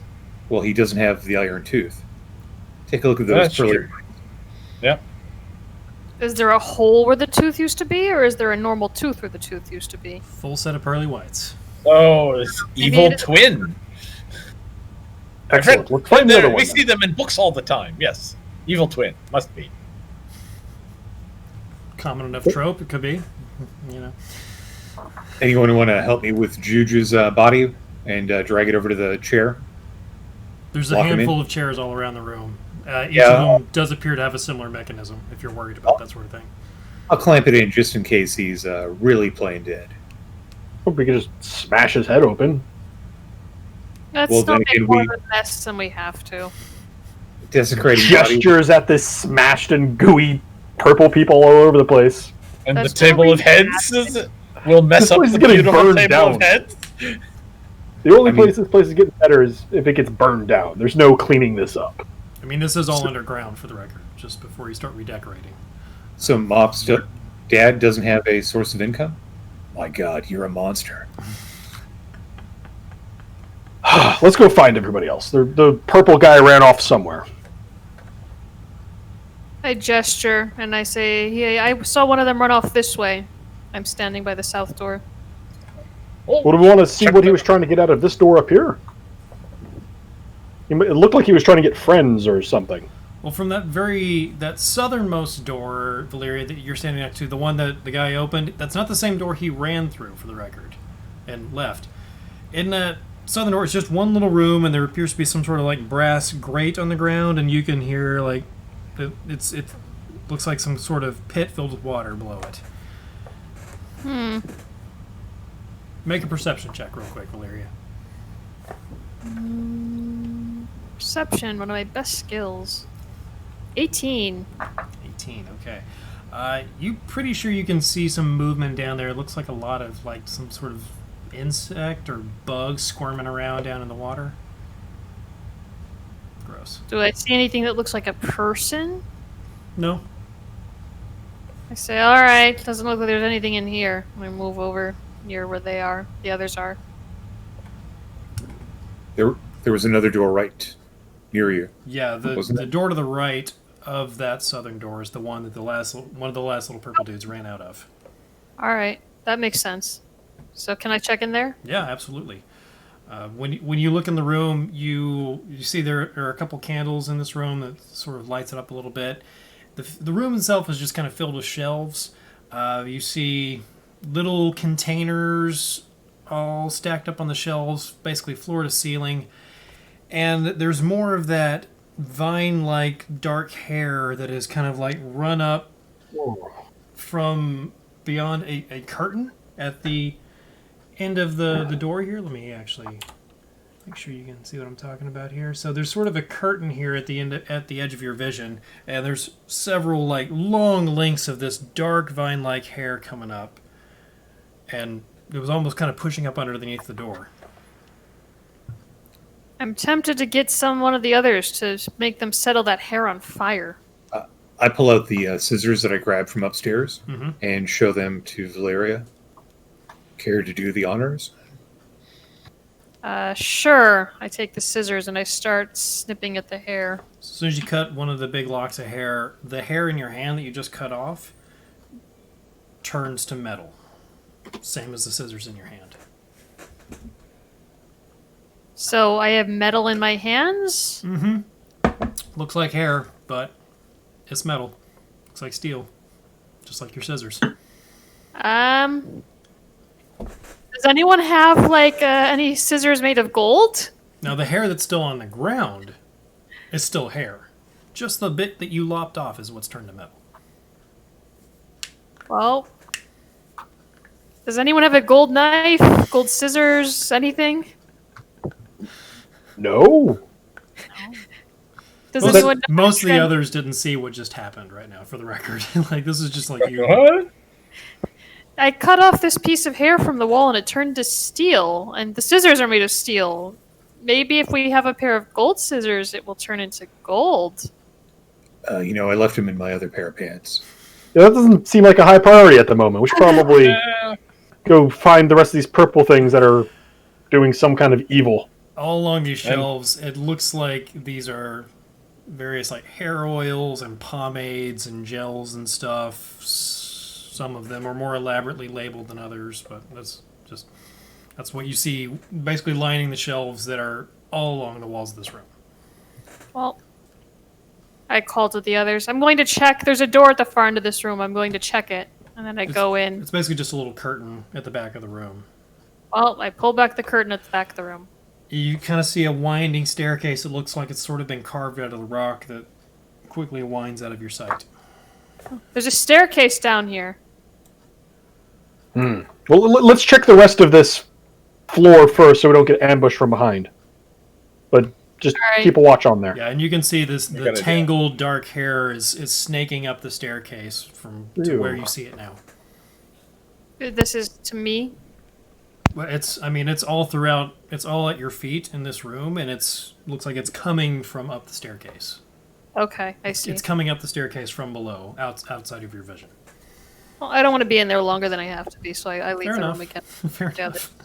Say, did anyone recognize what type of creature those little purple folk were? Gnomes? Is that what gnomes look like? I don't know. Let me Can I make an Arcana check? You can make an Arcana or Religion check if you like. Yeah. I'm good at both of those. It's same bonus to either, actually. Got a 19 on my Arcana. Okay. I got a 13. 13. Not gonna even bother. Anybody else rolling? I got a 9 on religion. Oh, we can do religion checks. Yeah, Arcana or Religion, either one. 8. Some bad religion there. They need you for your brain, right? Right, Delkin? All right. And his looks. Don't forget that. Grigor, these are very, very strange little... These are definitely not gnomes, despite what Delkin may have said. These are not what gnomes look like. They all look remarkably similar to one another, especially like looking around now, like they look like little copies of one another. These are, you think, Zvarts. Xvarts, before you ask. Okay. So these are some sort of like offspring of a dejected demon from the abyss. Something that got chased out of the abyss and made these little guys to cover his trail. Gross. They're greedy but shitty little things. Don't have a lot of bravery, and usually don't rely on numbers to get anything done. I get a real big smile on my face and go into a spiel about my 5 years at Bard College not being completely wasted because I took this class, and I go into the information you just provided on the Zarts. Yeah, but God, the weird thing it is they're not demons. They're not fiends. They actually technically are living beings. So, in conclusion, we just murdered a bunch of little sentient creatures. Yes, I Bunch figured of that is what had happened. Little sentient Eh, creatures. I'll they point out. started it. Yes, that wasn't murder. Well, I'm glad that mystery is solved. Let's check through this door here. And check the north door before we get ambushed by more of these stupid little So things. Which door? Which door? The north door right Northern there. door. Okay, when you open this northern door, this looks like this is like sort of a little office, but also dye storage. There's a bunch of shelves in the walls with many different multi-hued glass vessels lining all the shelves. There's a little desk to the left, but also kind of the big noticeable thing is that there's 3 cages suspended from the wall, and each of them has a brightly colored, roughly gnome-sized humanoid frog sitting in it, which when they see you open the door immediately start rattling the bars like and croaking at you.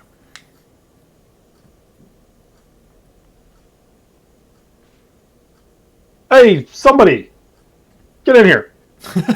I'll move up. Yeah, okay. Are they croaking in Primordial by any chance? They are not croaking in Primordial, I'm afraid. Dang it!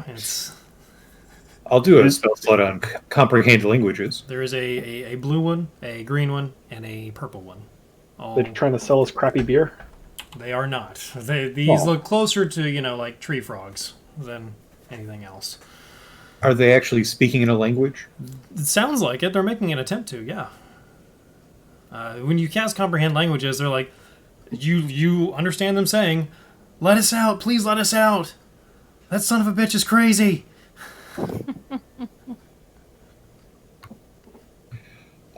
Hammers up. So they're actually communicating, although I don't know what language it's in. They're asking to be let out, and that the son of a crossbow is a bit crazy. It's accurate. It seemed to be an accurate assessment of the situation, yes. Do we let him out? No, let's let them out. If they're people, let's let them out. I say we let one out, and if he attacks us, then his companions are forfeit. Fair. Like a plan? Sure, which one? Okay. Blue one, green one, or purple one? Purple. Okay.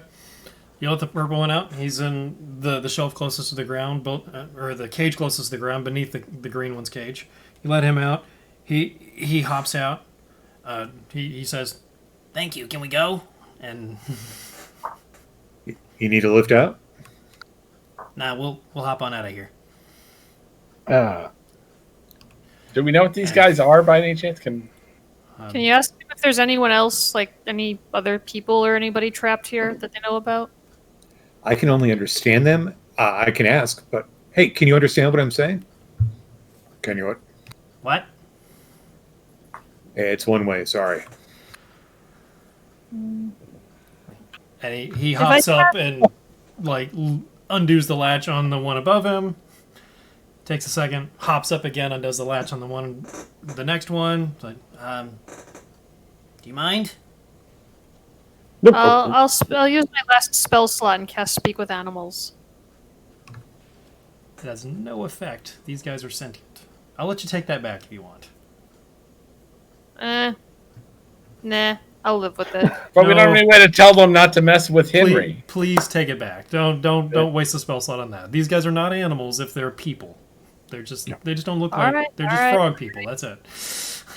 If the DM Pollywogs? insists on mercy, I suppose I will take it. I insist. Delkin's just going to reach over and open the other 2 doors. Yeah, he's the other 2 hop out, but since y'all are kind of crowded in there, they're just kind of waiting for y'all to like They're asking if we're cool. can we leave? So y'all are kind of still crowded in the room right now.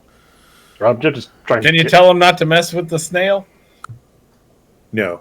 Mops is quite attached to him, so we should take care of him. If these Why would they three mess with take the snail, then they I deserve don't know. The snail, to be fair, is bigger than the 3 of them combined. It's a big old snail. It's a big snail. Some might say a large snail. Okay. Okay, just sort of try and get out of the way to let them hop by. Yeah, and they Let them hop out. And they do, and they peace out up the stairs. Grigor, you might notice this. Moonbeam, if you're nearby, you definitely would as well. That there are 3 jars of like liquid that match the exact skin tones of the 3 grungs that just escaped. Okay. He's getting dyes out of them? Ew. They all have different labels. The green one says lift, the blue one says loud, and the purple one says lush. Oh. I actually don't know what that means, but gross. Let's go. That's the only Yeah. label. That's the only thing that's written on the each of those Weird. containers. This is exactly what it feels like when you find out what's inside sausage. Pig. You wish. Parts of the pig you don't recognize. I recognize all parts of pig. Would you?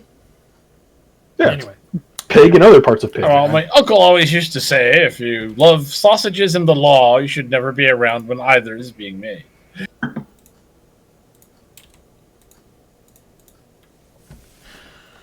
all right. Well, your little frog friends have disappeared. They've left and gone back up the staircase. So I'm gonna go down that big hairy hole thing and be a hero and spread some justice. So if anybody wants to tag along and solve that problem. As long as you never repeat that phrase again. That's great. Okay. It's, I suppose I'll come with you all right. if you Oh, I insist don't on wanna being a stay hero. here. Oh, you can't miss watching the Hammers of Justicing in action, of course. Of course not. Don't ever say that again. Ching hammers. Moonbeam, what rhymes with Delkin and Big Hairy Hole? Trying to come up with a song. Immortalize this moment. Oh my God! Please don't. Please don't. Big Berry Mole? Maybe I don't know. I leave that to someone else. Anyway, justice needs to be served that way in the hole. In It's the hairy. The staircase. Yeah, let's just call it the staircase. Yeah. Okay. So, do y'all start heading down the staircase? Is that what's Yes. happening? Okay. I let him Yes. go first. Yes. Yes. Yeah, of course. Yes, the meat shield should go first, of course. All right. So I've uncovered a little bit more to the right if you scroll over, and you can put yourselves down in that staircase. Which side is the top? The direction you're coming from is the right side. Okay, so I'll go there if that works, just to get everyone stacked up. That'll work. Okay.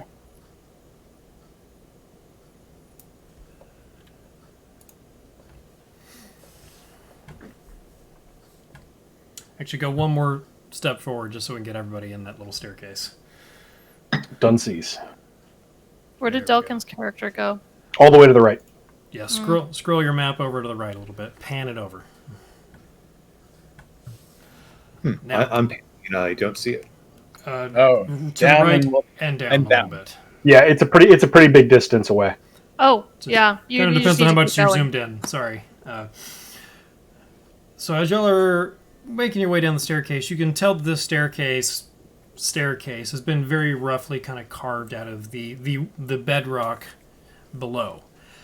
As you get further and further down, you can see that some of the wall, Delkin, you'll notice this because just first is, for starters, there is some torchlight coming from below you.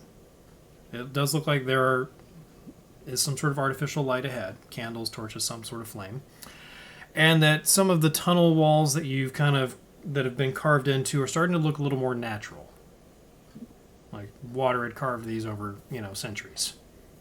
We're entering a cave. There's light. Onward. So the staircase kind of takes you down to sort of a more natural cavern T intersection.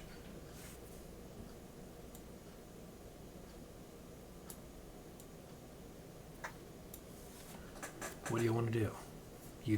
You're at a T intersection. It's time to make decisions. Left or right? What's it smell like down here? It smells damp, for starters. Go ahead and make a perception check. Pardon me.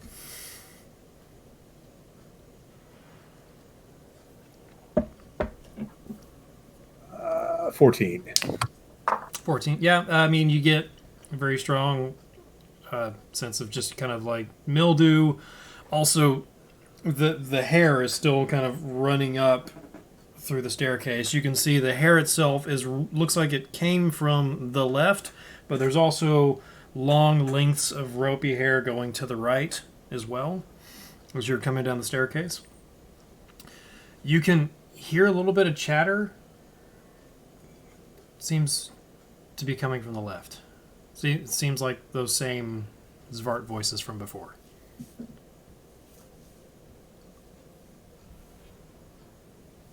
I still have comprehend language up, which is good for an hour. Okay. Yeah. Are they decipherable?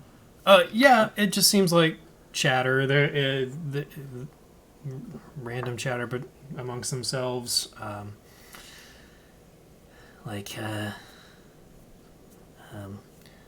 think Svartet will notice me? I hope so. I brought her a nice gift. I don't know. It wasn't that good. And just kind of a little back and forth. Do any of the other members of the party understand this? Bella does. It's an abyssal. Hey, does anyone have a vial of acid? See if we can do something to this hair. I have an acid attack. No. Think it's worth a shot? I mean, obviously it's something important if they've got it winding all the way down here. Alright, I cast the Primal Savagery cantrip, and I attack the hair. You're just trying to rip a chunk out of it, basically? Yeah, I mean, do I even have to roll? The hair's not exactly gonna move. No, you don't have to roll for that. That's fine. You can easily. Is this with like claws or teeth, or what are you doing here? What's happening? With this My primal savagery character, attack? my teeth or fingernails sharpen, so I'll sharpen my fingernails and I deliver a corrosive attack. Okay, so you. So when 14 you damage. tear the hair, when you tear a big chunk out of this hair, the hair itself actually transforms into a near identical copy of yourself. Basic clothing on, like you're wearing, but no weapons, and is just kind of staring blankly at you. Can I kill it? I mean, you can. You can roll to attack if you want. I roll to attack, 'cause that's freaking creepy. Okay. 18 to hit. Yeah, that that's hits. Yeah, that hits. Go ahead and roll your damage. 13 damage. This copy of you dies. Oh, good. Thank It God. just like it sort of like I mean, thank the gods. it sort of looked confused for a second and just like and then collapses. Big old axe wound in its chest. What was that? What was that? I raise my hand and ask, who here knows somebody who loves to cut hair? Whose job it is to cut hair? Didn't we just kill him? I don't know. What do you... Well, I'm pretty sure if you had let your clone mature there, it would have been evil. You know what I'm saying? Oh. Yes. No, I don't. Jude. Where the evil Juge came from? Yeah. Oh, that's interesting. Okay, I'm going to cut it and then interrogate my clone and see just how evil it is. How do you cut the What, hair? how about we don't make more evil clones? I'm going to cut some of the hair. With what? I'll bite it. Okay, tear it Ew. the hair with your Disgusting. teeth. Sick. Doesn't taste good. No, it is quite gross. Ugh. It's just like tepid. No, not tepid.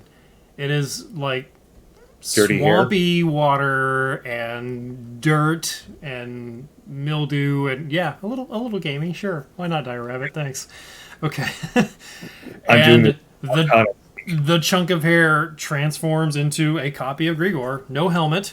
This is what Grigor looks like without a helmet. Oh my god, no! Is that actually him? Is that what you look like under there? I see why you wear a helmet, Grigor. Damn. You're ugly. Wow. Kill it fast! That's terrible! Well, the real me has some grease scarring on the one side of the face. Is it on the duplicate? Yes, it is. There was an accident back in Bard College. I really don't like to talk about it. So yeah, let's Kill kill this thing. We don't. Let's not be making evil clones of ourselves. Let's No, it's talk to it. evil. I kind of slap it awake. Yeah. What? Hey, looking good. Nice helmet. Hey, thanks. Tell me, what do you think about vegan offerings? Should that be the primary course? Those are oxymorons. You don't put vegan and offering together in a sentence, ever. Hey, this guy seems all right. Hey, you want to... No! What? What's going on? You have a gig lined up? Some cooking? Yeah, kitchen work. Yeah, well, we're getting paid here, and then as soon as we're done, we're gonna hit up some top shelf taverns. I mean, I don't have any arms or armor really to help out with this. I don't know what you want me to do down here, exactly. Oh, we got rooms back at the Wayward House. You want to just meet you Don't there? tell him where we're staying. It's you. Hey, it seems solid. I mean, look, if I'll just meet you back there if you want. Yeah. No, you stay right here. Hang on, buddy. I'll talk to you later. You, handsome fella. yeah, you're talking to the right guy. What's going on? What's the plan? Hey, Gregor, this- Grigor, he's really only like listening to you right now. He's like, I don't know who you other guys are, but this guy I know. I mean, great minds think alike, Hey, do you know what's going on down there with this dirty hair trail? No, man, I just got here. I know the same stuff you do, but that's really it. Hey, what do you think would happen if you took a bite out of that hair? no. No! You want me to give it a I shot? think we're going to be really I mean. don't think we need 3 of you. That many chefs in one kitchen would be problems. It's just crazy enough that it might work. No! Is this thing a real thing? Do we care about this thing? I care deeply about. No. Your opinion doesn't matter right now. What? Everybody else, is this a No. real thing? Nope. All right, No. I'm gonna. Don't. We're just gonna hit it with the magic hammer because. Okay, you can give it a shot with disadvantage because Grigor is obviously Grigor Prime is obviously trying to stop you. Well, how's a with disadvantage 22 do you? Well, a 22 still hits, I'm afraid. Yeah. Thank God. For 8 points of magic. Yeah, it dies. Phew. Let's stop Let's go making deal with- things. Let's go deal with whatever's down there, and then if you need a sous chef copy of yourself later, we can do that later. We do need to bring some golden scissors down here. Seriously. I shake Belladonna's hand. You have a deal. Oh, good. Let's go to the left. Yeah, that seems to be where this hair is coming from. Now, this is also where you hear some of the, now that you know, Zvart voices coming from. Cool. Let's smear them across the cave walls. I close the eyes on the dead Grigor, and I put a chef's knife in his hand and kind of put it over his heart. That's nice. It A wasn't proper chef. real. It wasn't a real thing, Gregor. It's steel. I'm sorry. It's still a real body right now. Even after killing it. Ugh. We really need to get fire magic working.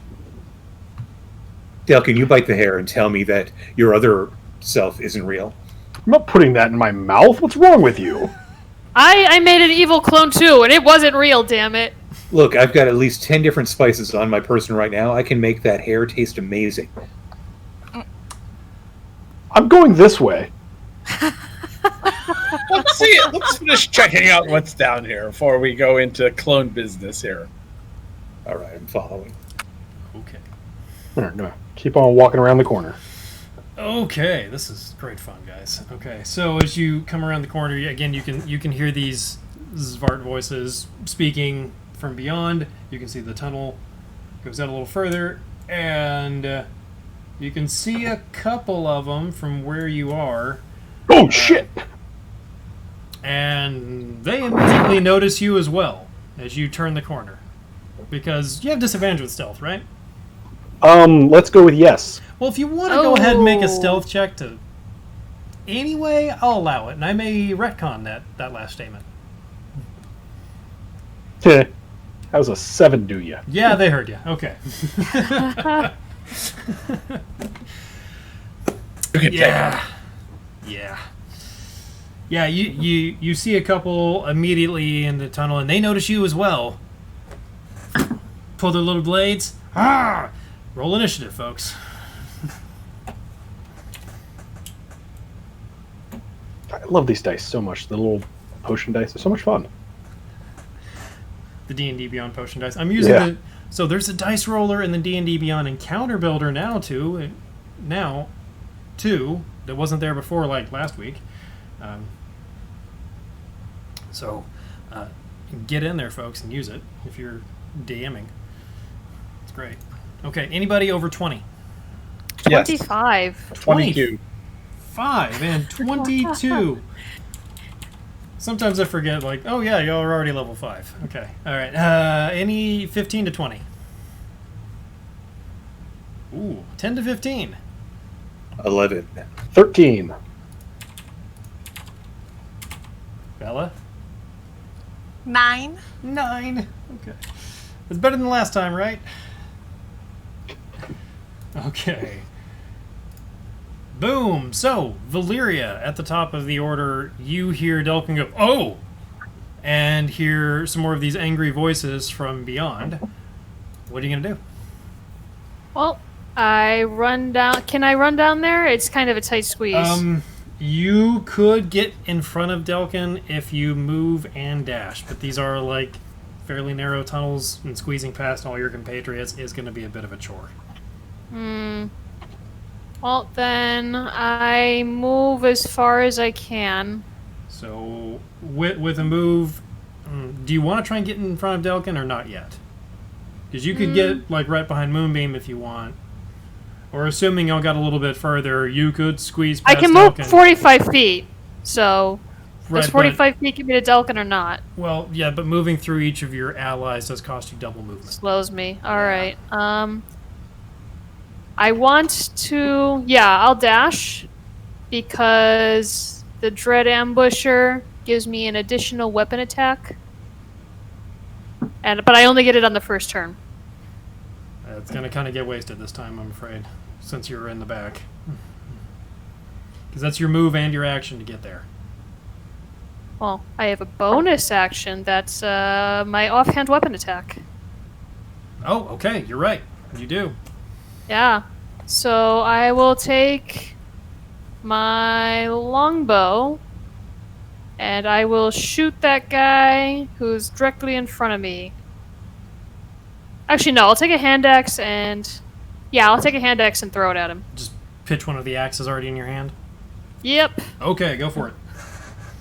And it paid off because I got a natural 20. Excellent. Very good. Go ahead. Yeah. Roll it. So I have a D6 and a D8 from my Dread Ambusher, so I get to double both of them.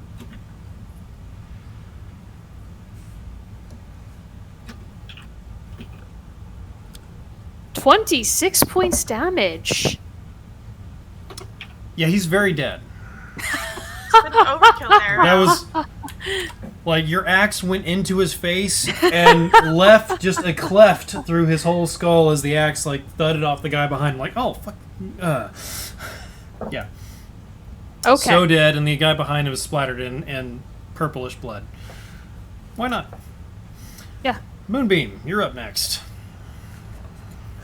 Okay, so looking at the layout. So, do I have can I see any of the guys? Not yet. You can hear the ruckus starting to stir from beyond the room, and then the like thunk splatter from Valyria's axe eviscerating one of these little Zvarts in the next room. Okay, I'm trying to figure out what the best option. So I'm gonna hold an action, and what I want... Can I wait for Delkin to move, then move behind him so I can see you guys, and then cast the spell on after Delkin goes? Can really only hold an action, Yeah, all right. technically speaking. Okay, so in that case, I think if I use all my movement, I can get room into... I think I can get into the room and out of the way for Delkin, so I'm trying to... You can get right in front of the tunnel exit with a 30-foot move. Oh, I can't get into the off to the side. Not yet. That's 30 feet right there. Okay, no, then I'll hold the action. I don't want to spoil the fun for Delkin. Okay, fair enough. Generous that way. No, Go get him, Gelton. it's- You can do it. Always And think- if always and thinking if I about get others. line of sight to one of them, I'll hold an action to cast a damage cantrip. Fair enough. Fair enough. That good? Yeah, good to go. Excellent. Okay, speaking of, Delkin, you are next. Because I apparently rolled trash with all the little purple guys in that room, so... Well, we can go and clear some of that out to clear up the order for you. Yeah, clear out that trash. So he's going to squeeze through and get as far up as he can, which, I mean, that should be within his 30-foot move there. Easily, yes. You got it. And then just start laying about on the Zvarts about him. Yeah, do it. Which one? So- up or left? The up one, I'm going to go ahead and hit him with the magic hammer once. Mm-hmm. A 20, dirty 20, Definitely hits. and a whole 5 points of magic damage. Okay. And then he's going to hit him with the backhand on the same one. A 17 to hit, or I'm sorry, 18 to hit, That also hits, yeah, easily. with 12 points of magic damage. He is so dead. Oh my god. And then the offhand attack onto the Zvart to the left is going to be a 16 to hit. Wait, that's... I'm sorry. Go ahead. No, yeah, go ahead. Yeah, it's 2 main attacks and then 1 offhand attack. You got it. I just forgot to take that token out, but I'm going to go ahead and let this carry over to the next Zvart. Oh, right, yeah, that was when I caught the axe in the face. My bad. Yeah. No, that's my bad. I didn't remove the token off the map. Okay, so the offhand is just going to do 4 points of hammer damage. Great. 4 points of hammer damage. And then I'm going to use actually, no, I can't use any more movement. That will get me there. Because you said that was 30 feet to get past her and get in position there? Or do I have more movement? No, that was 5, 10, 15, 20. You still have 10 more feet of movement. All right. Sure, he's going to move up there, provoke the attack of opportunity from the one he just smacked in the face with a hammer, but No, whatever. you're still in his melee range, so it does not provoke the attack. By Tyr's wrath, justice shall be served. Delkin is just shouting prayers to Tyr the entire time he's wailing away at these little Zvarts. Okay. Grigor, you're up. I whispered to Belladonna, I think we're far enough below the city that fire might work.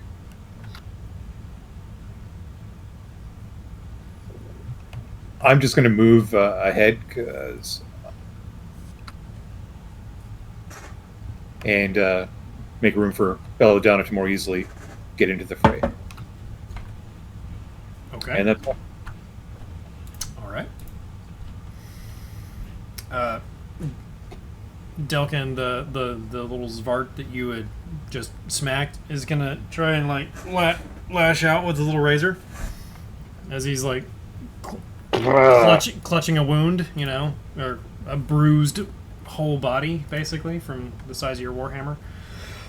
He is gonna manage an attack, I'm pretty sure, with a 23. Oh, that'll get through. All right, so that's gonna do 7 points of piercing damage. Oh, Slashes across the back of your exposed leg as you turn your back on him. my leg. I was using that. Bella, it is your turn.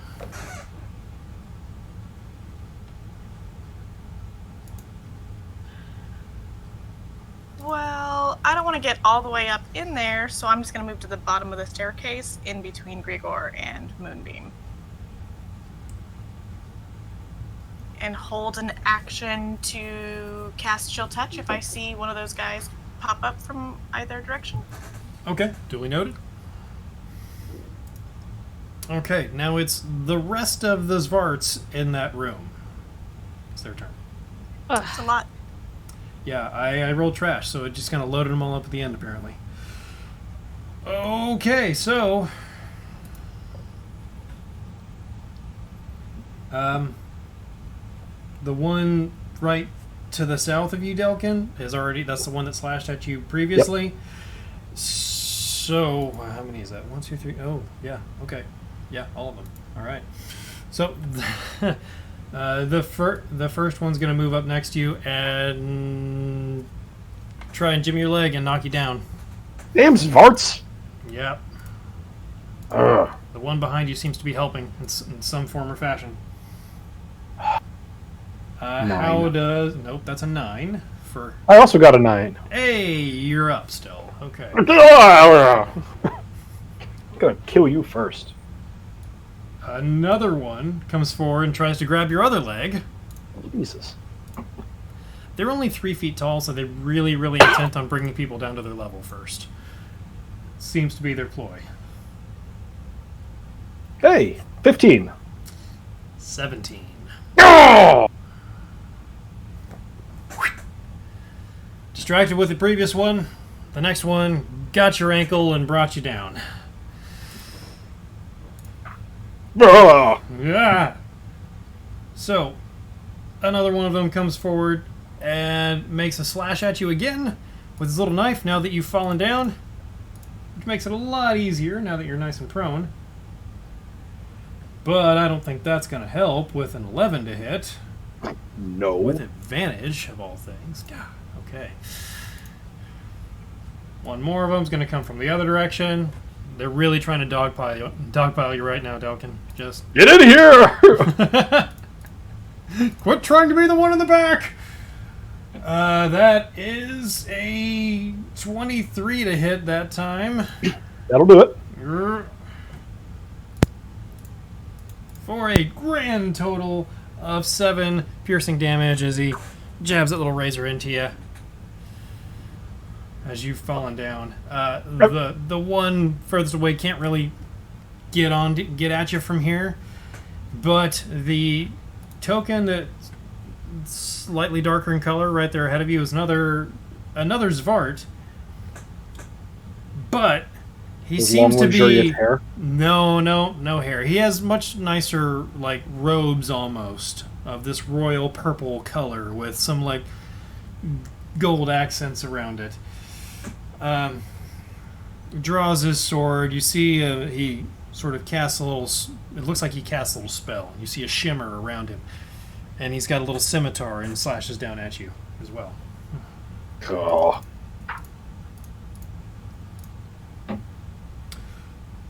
Oh wait, that's right. Yeah, that's gonna miss though. So he clangs against the floor of the cavern, and then he's actually going to try and take a step or two back. You are welcome to make an attack of opportunity against him, but you're going to do so with the disadvantage since you were prone. Oh. Well, I will go ahead and do that anyway because Why not? Tyr hates Zvarts.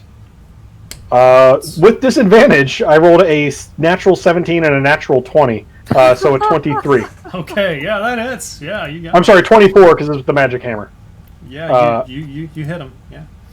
There we go. And for 9 points of bludgeoning damage, I guess up into the ghoulies as I'm on the ground. Okay. Oh! Kind of clock him in his knees and across his legs as he's moving away from you, but he stays up and skitters away. Back to the top of the order now with Valeria. Okay. I pull out another axe to replace the one I threw, and I move in. You see Delkin has gone down, and they were just kind of trying to dogpile on him. Pretty much. So I attack the one to my left on the screen. Right? You see he is wounded already? 17 to hit, Yep. 3 points damage. Oh, he did. That was enough. Excellent. Then I attack the one above me. Ugh, 9 to hit. That's going to miss, I'm afraid. And then I use my bonus action for my offhand attack. 20 to hit. Hits. 4 points damage. 4 points. Still up, but bleeding.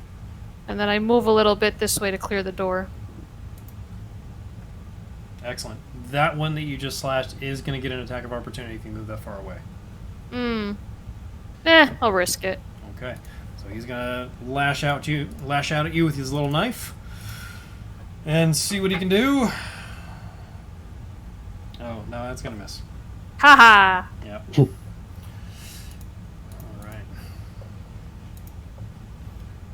All right. Moonbeam. Okay, I'm gonna move into the room. Second. You see Delkin on the ground. Dead Zvart, a bleeding Zvart. And they're all trying to dogpile on Delkin right now as Valeria's kind of moving across the room, just slashing with her axe. Yeah, so what I'm going to do is cast Thorn Whip on the purple guy. Which purple guy? I need you to... This is very important. The dark purple guy who seems to be a caster. Oh, okay. The one furthest back, furthest away. Sorry. Yes, gotcha. Just The indigo guy. had to clarify. You understand. Fair. Yep, so let me... Oh, dang it. Just looking at other options. Let's see. Helpkin Delpkin. Okay, I rolled a 17. Yeah, that hits. Okay, so he gets 2d6 of piercing damage from the thorns for 7 points. Oof. All right. He gets dragged up to 10 feet closer to me. I guess that'd be the open Well- spot next. Can I drag him? I guess there's nowhere for him to go because there's a guy there, correct? There's guys all the way across. Actually, go ahead and make a strength check real quick. I'm going to do something crazy. Okay. Pile of Zvarts in top of the wizard. What can go wrong? He's a cleric. Oh, right, yes. He's a wizard with better armor in this case. Yeah, a cleric who casts some wizard spells and druid spells. He's weird. 17. 17. Oh, you know what? That's pretty good. I'm going to say with that thorn whip, you kind of pull him into the next Vart, and they both go prone briefly. Ah, cool. All right. Then my bonus action, I cast Spiritual Weapon, and then I bash him with the Spiritual Weapon. Oh, the same one? The one you just... Oh, yeah. hit? Okay. Then it's prone, so I'm going to give you advantage on that.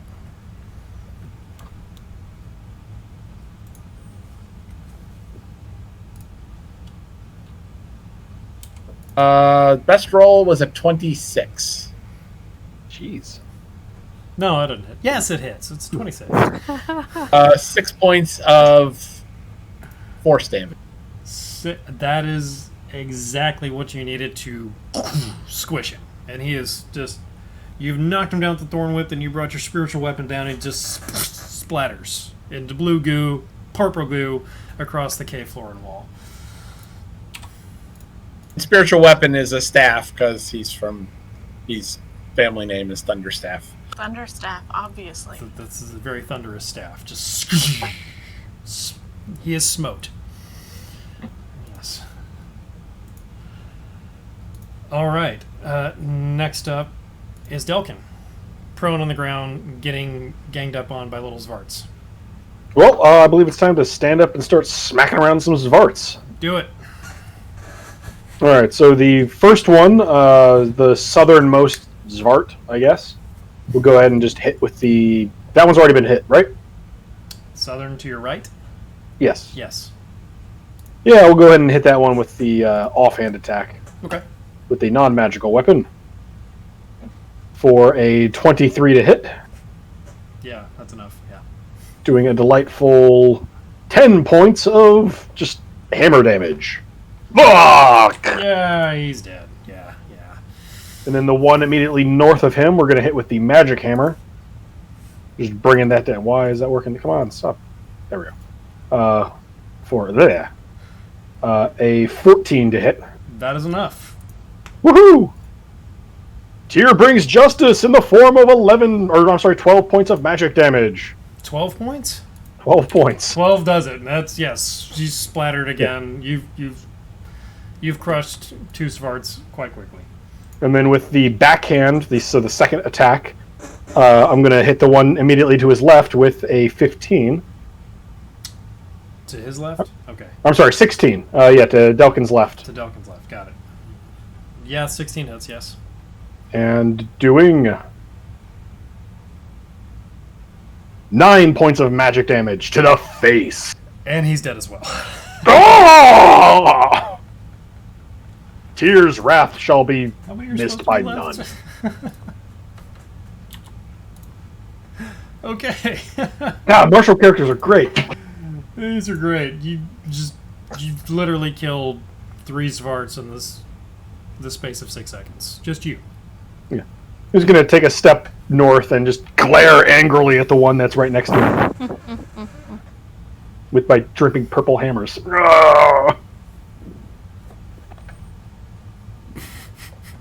Okay. I'm I'm sort a of paladin, guys. I'm sort of watching chat at the same time. This is great. Okay.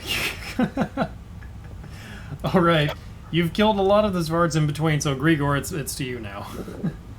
With 30 feet of movement, I'm going to squeeze by Belladonna, part of me, coming through, and position myself behind Moonbeam. Mm-hmm. And Vicious Mockery, the Zvart next to Delkin. Okay. Party, it's time to party.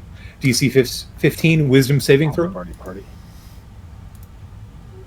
And if it fails, 8 psychic damage. 8? 8? Yes. Okay. It did fail. Yeah, it failed. Its head explodes. It basically, yes, it does. Its head does explode. It grabs its head up and collapses there. Yes. And that's it for me. Bella, it is your turn now. You don't know it yet, but there's only one Svart left.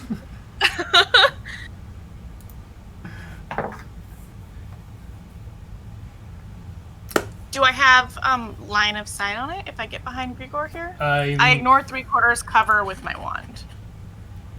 It's not as simple as just cover in this case. Just being that far back in the tunnel, I'm not sure you'd actually see that one all the way up there at the north.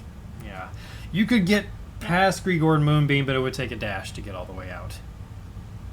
Well, there's no reason for me to do that. I will wait right here. Okay. The one remaining Zvart that's still alive.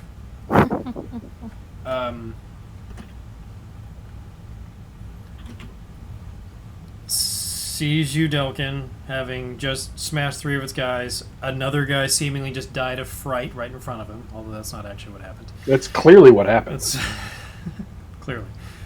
Is going to attempt to run by you and up through this next room. You have absolutely got a chance to do an attack of opportunity. I mean, I don't see them doing it. Bam. That'll be a dirty 20. Easy enough, yes. All right. Well, only with 7 points of magic damage to the back of the head. You did say 7? 7? Yes. 7. He's down. Oh! Just angry dragon noises. Okay. I'm visually about 1 octave lower than the T-Rex in Jurassic Park. Yeah. That must be the I feel like you need to 1 multi-class octave higher. barbarian. Yeah. Okay, now you can see the source of the hair now is But do we apparently want to? coming from this passage to the north, and it is kind of snaked out in all directions from here. To your left, you can hear Moonbeam. You hear this easy enough just from your passive perception. A couple, maybe Grigor might also notice this, is water steadily dripping. You can hear moving water in the passage to the left. But you definitely notice all the hair coming from that northern entrance from the cave you're currently in. So we're out of initiative right now. Y'all can relax. So look, before anyone gets any ideas of destroying it, I really want to put together a chef dream team that includes... No! No. Look, I've got a zone of truth, and I can, detect thoughts. I'll probe to see just how evil I am. No! No. Look, the Dragonborn just went in and slaughtered these people. Yes. Somebody tie up Grigor until this is over. No, it I'm doesn't. gonna go up there and look at this cage while you talk about your whatever is going on back there with your weird being with yourself thing. All right. Justice! I squeeze past Belladonna and go back around the corner and bite the hair again. God. I'm following Grigor because I don't trust him. I'm giving him a chance to do I this don't want- first. I'm backing up because- Delkin. I'm giving him a chance to do this first. Bella, you would be the closest since he is squeezing past you. Uh-huh. If you want to try and stop him, you can, but I'm going to need opposed athletics checks from the two of you. Or you can try some other method of preventing him from doing so. But let's try and keep the PvP to a minimum here. Yeah, I don't want to hurt him. We had a verbal agreement. But I will still try to stop him, at least. How do you intend to stop him? Just push my hand into his chest and try to push him back. Did you say anything? We agreed that we could do that after we dealt with whatever was down here. Yeah, and the Dragonborn's about to destroy it. But we haven't dealt with it yet. So let's do that first. That was We to need the to find the letter source of your this. agreement. Fine, as long as he doesn't destroy it first. Look, opportunities like this come along once in a lifetime. And if he goes bad, I'll put myself down. I really don't know that you would. When you say yourself. No, never mind. Okay, so, Delkin, when you enter this other cave to the north, you, for starters, see just a mass of this dark hair growing up around the cave. You see some of it coming up through a hole in the ceiling, out beyond your vision. You see many lengths of it growing past your feet. You're basically stepping on it as you're coming into the room. Gross. Yeah, kinda. Yeah. But really, what you notice is a big steel cage with a small hooved being with sort of grayish, almost scaly skin that all of this hair seems to be growing out of. Kind of looks like this. There we go. Do I recognize what this beast looks like? Make a Arcana check. And he's Oh, not so good, my much best beast. skill. Followed him. Can I make it too? Yeah, you see this. Not so much bestial. He's got humanish face and features, just with thick dark hair growing from a beard and all out of his head. And it's just his legs sort of end in hooves, kind of like a satyr, but he's much shorter and has gray, kind of scaly, almost rocky skin. Okay. Well, I got a 1. No, you have no idea. I got a 17. 17. This seems like some... You kind of recognize maybe the description of this creature. This has gotten way out of hand, though. This may be a kind of a fey creature called a Kored. But I something think they has don't gotten normally. terribly They out don't of normally. They don't normally fill up entire underground complexes with their hair. No. And at first, he does actually shout primordial at the two of you, Which I speak. in a very Terran accent, the sort of Earth primordial dialect. Yeah. Okay. Which Delkin, to you, this sounds basically like a rock tumbler going at high speed. Yeah. Both hammers up. Ah! So what does he say? But he's saying, "Will you fools let me out of here? I've had enough of this. I was tricked in the first place. This isn't right. Get me out." It's all answered. So I presumed in the evil barber locked you down here. What's with your hair everywhere? What's going on? The barber tricked me. It was some large purple woman with a weird comb did this to me. Large purple woman. We had a man. You've encountered nothing about a large No purple woman large thus purple far. woman. Thus far, Yeah. no. So what? Is there anything else down here? We ran through a bunch of the little purple svarts down here. Anything else down here besides? Does it look like I get out much? Can you ask him what the comb looked like that the person had? So what did this comb look like that the purple woman had? Oh, it was huge, like twice as tall as me, basically, easily. She was a gigantic woman. Looked like just a large female version of all the other little shits running around here. Thunderstaff, I can understand him, but I can't speak his language. Can you ask him what's up with the duplicating whatever bites his hair? So what's going on when whatever cuts parts of the hair off turns into a duplicate of them? Will you let me out of this cage? Hello? Yes, we will, but we have a deal with the gentleman here who wants to make a copy of himself with the hair. Are you serious? This is it right now? This is what's happening? Please, Yeah, please make a persuasion check. I'm afraid so. Oh, I actually have that. At least I don't suck at it. Dirty 20. Dirty 20. He goes, fine. He kicks the cage with his hooved foot and just clangs loudly. I have special gifts, and he sort of tries to wave his hair around a little bit, but it's obviously just going everywhere. Just, it's growing out of the cage to such an extent. He's almost immobilized by it, frankly. Like, when a living creature tears or cuts my hair with their own hands or whatever, it becomes another copy of that living creature. Is that copy normal or distorted? It's or just a copy. It doesn't have Just a any. Doesn't have anything special, just as far as I know. It's just a cheap copy. That's why there's so many of those little purple fuckers around here.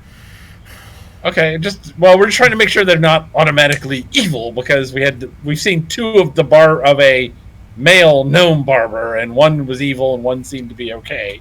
So we thought the copies might be evil. You've seen two of them? Oh, well, that makes sense. He was such a good barber before. I didn't think. Maybe that's what happened. I don't know. So what are you talking about then, sir? I was coming to Juge to get my hair cut for months and months. He's a great barber. Helped him out too. Whenever he cut my hair, he'd make little sculptures out of it, sell them on the side. It turned to steel after cutting with the scissors. But one day he was acting weird, and I ended up captured here, and a bunch of these little purple guys and the large purple woman trapped me here and started combing my hair with this big weird comb she had, and more of them popped up. Oh, Everywhere. so the growth is the comb then. It normally wouldn't be everywhere. No, it normally doesn't get this out of hand. Yeah. Can I get out of the cage now? Yeah. So well, Gregor, quick, make your copies while we let this gentleman out of the cage. So I'll start. Is the cage easy to unlock, or do we need to break the lock? Yeah, y'all are able to get it open with enough. You have a strong enough party to open it up easy enough. I'll make 3 copies. Jeez. Okay. God damn Now, it. you basically do have to cut the hair so he can actually get out at some point. And whenever you cut the hair itself turns to the metal of your weapon. I have a hammer. So, like, Doesn't make, cut hair. Doesn't well, cut wait. hair. I don't suppose any have part golden of. scissors? Well, another question is there an edge on my scale mail sharp enough to cut the hair? I Scale don't mail. think so. Not It's mithril. Yeah, Dang but it. it's also not very sharp. Otherwise, Oh, it it's could valuable. That's why I want the endanger mithril. the user. It's supposed to be very blunted edges. Yeah. Yeah. It was a stretch. Okay, so while Gregor is biting off hunks of hair, we will try to get this guy, break the lock open and cut enough of his hair to get him out. Okay. All right. Yeah, you're able to do that after a little bit of time. The Korid, he hops out. When he hits the ground, there is a thud like you would not believe from a fella of his stature. He seems to hit that ground just, and the ground shakes a little bit even. Says, well, thanks. Eventually, I guess. Sorry, we just had to make sure you weren't gonna attack us, or the hair wouldn't do anything weird. Because, as you can see, our friend is kind of obsessed with himself and wants copies. Right. Well, Even I'm not that obsessed with myself. I mean, come on. So is there still Make the cape flip when I do that. a bad Juge out there? We killed the bad Juge. We don't know about the other one. Cool. If you find a good one, tell him to put the open sign back up when he's out of here. I'm out. Okay. And he stomps off.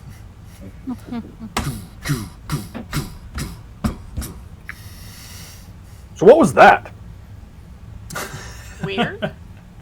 This is a rock tumbly garble Alright. nonsense crap coming out of there. What was that? He's a fake creature, but then the comb, which may have been the same or a similar comb that we got off of the evil Juge, it seems to have made his hair grow, but it was some giant purple one, like a giant female purple version of the Svart. So there may be another one down here we have to deal with, I'm afraid. Let's go find it. Now, because of the description, you can definitely tell that the comb you got off Juge is not the one that the Korred described. That one he described as being fairly large. We're talking, Okay, yeah. several Yeah, feet. he's like several feet long. Okay. Yeah. Spaceballs combing the desert large. Yeah, we're talking at least the length Yes. of a baseball bat while we're at it. Definitely not the comb that Evil Juge was using upstairs. Okay. Hmm.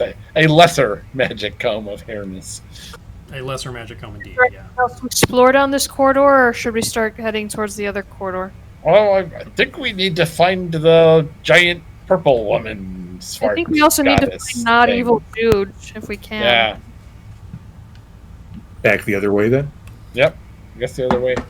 Well, is there an exit to the north that we're here right now? No, this is the end of this cave. There are still some tunnels to the sort of the west of y'all. Okay. Back in the previous cavern y'all were in. From there are like periodically like torches and stuff lit about. Valeria, as you get a little closer, you can see that there are some brass grates set into there. You can see a brass grate set into the ground, and sort of like a little trail of water running towards you. Very small, a little trickle, really. Do I hear or see anything interesting? There's just what's down there to the north. There's another brass grate to the south, and to the north you don't really see where the passage curves around a little bit. You don't really see where the water's coming from. But you can see obviously the steel hair that has run up there has a lot of it goes that way. There's some down here as well, not as much in the southern passage. These large brass grates seem to be lids of some kind. There's a hinge on it. You can see you can open them up. I open up the one that's below me to the south. Below you, to the south, you see Juge. Damp, bedraggled, and dirty. He looks up and goes, "Hello?" I found Juge! I think. I hope. You're Is not he a alive? clone, are you? What? Am I what? What did you say, Anna? I actually didn't hear you. You're not a copy, are you? No, I'm the original. Do I see an iron tooth? No iron tooth. Oh, they're more than one. They're more than just two. Then. Oh, great. All right, I'm gonna run up and try to help out. Yeah. Yeah, you've got rope. I'll let the. You got rope on your person. This is an easy enough thing to do. He's a little weak. He's kind of been down in this like oubliette. He says for months. Oh. So he wasn't the Ooh. one who gave us the drum. So I don't suppose you know how many of you there might be at this point, would you? I only made two. One of them got the comb treatment, and he was evil, I think, and the other Oh yeah, one, the other one, she did something to him, and he didn't remember anything. Just the basic stuff I knew, and that's it. She sent him up to watch over the shop during the day. She. So where is she? She the big purple giant Big purple spark? lady? Big, yeah. She's. I think they called her Svartet. She's somewhere further in the cave. She's got like a long white dress and a white cap.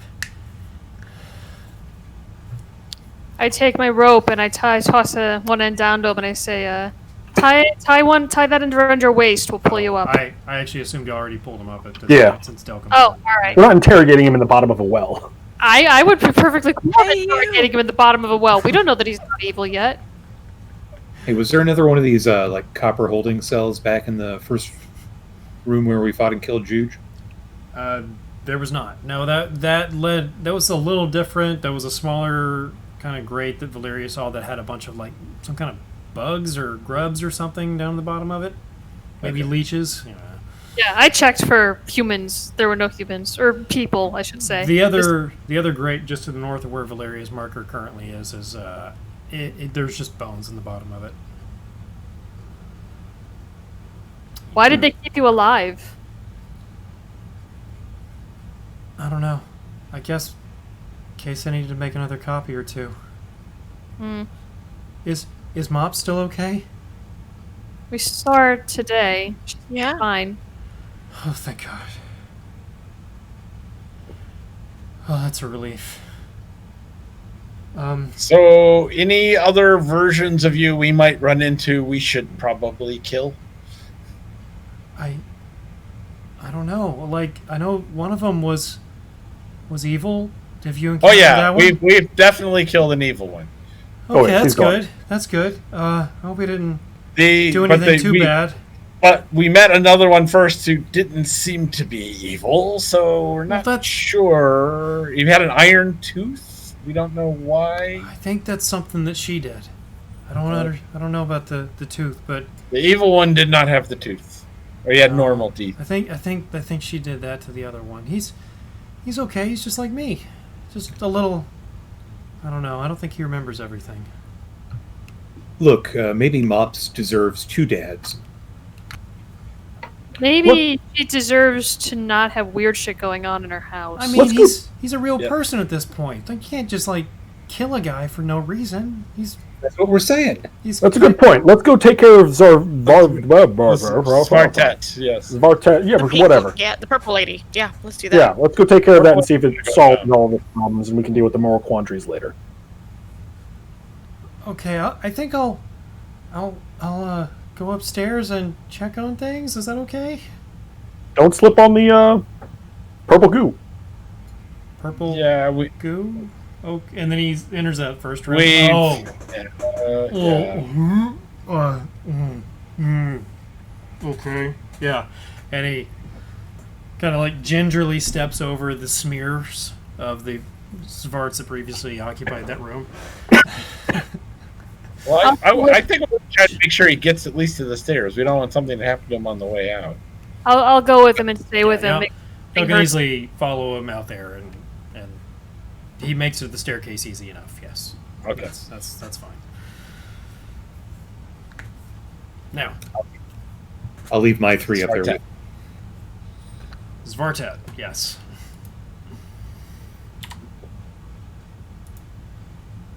Yes, let's go chase down Svartet. After you, now, what kind of shape is Delkin in after the Svart dog pile?